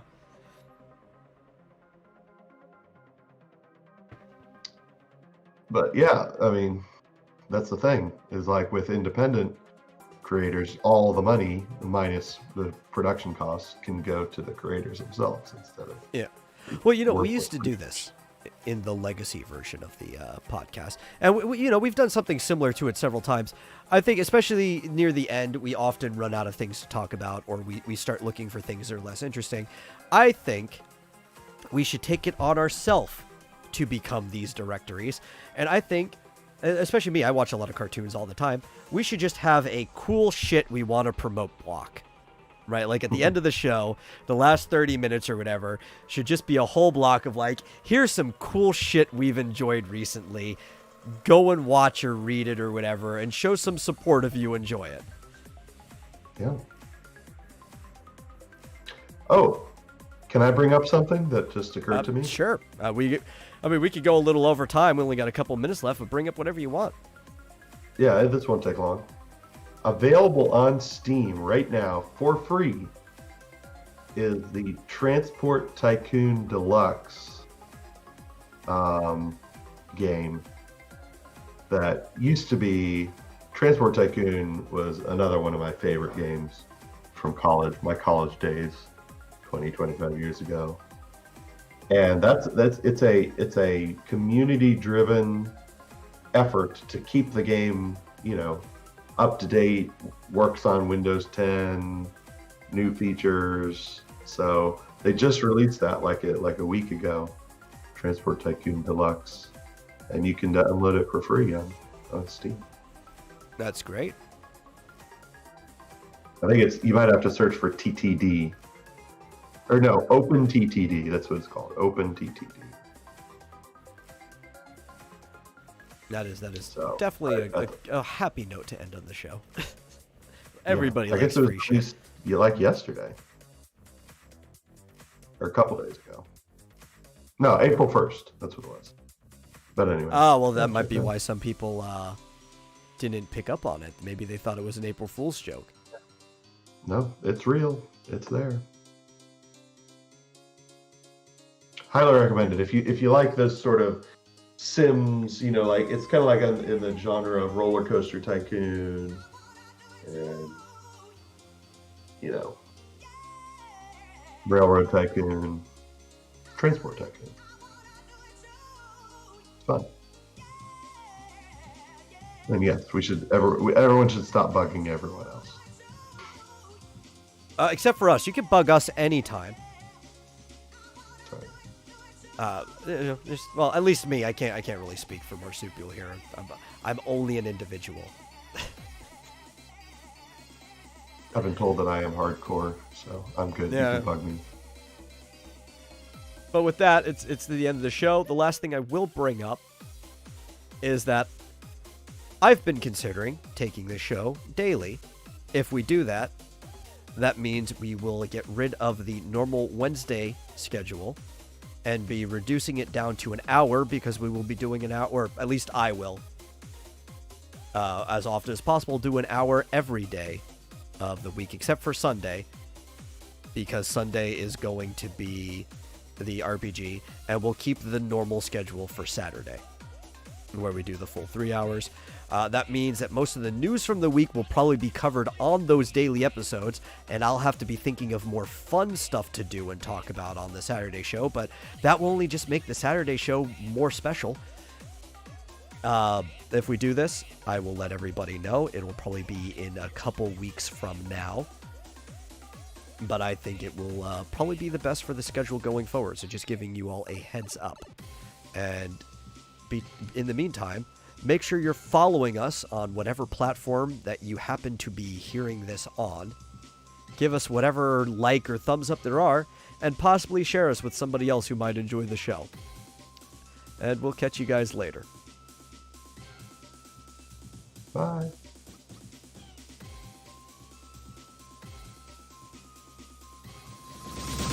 Super duper princess.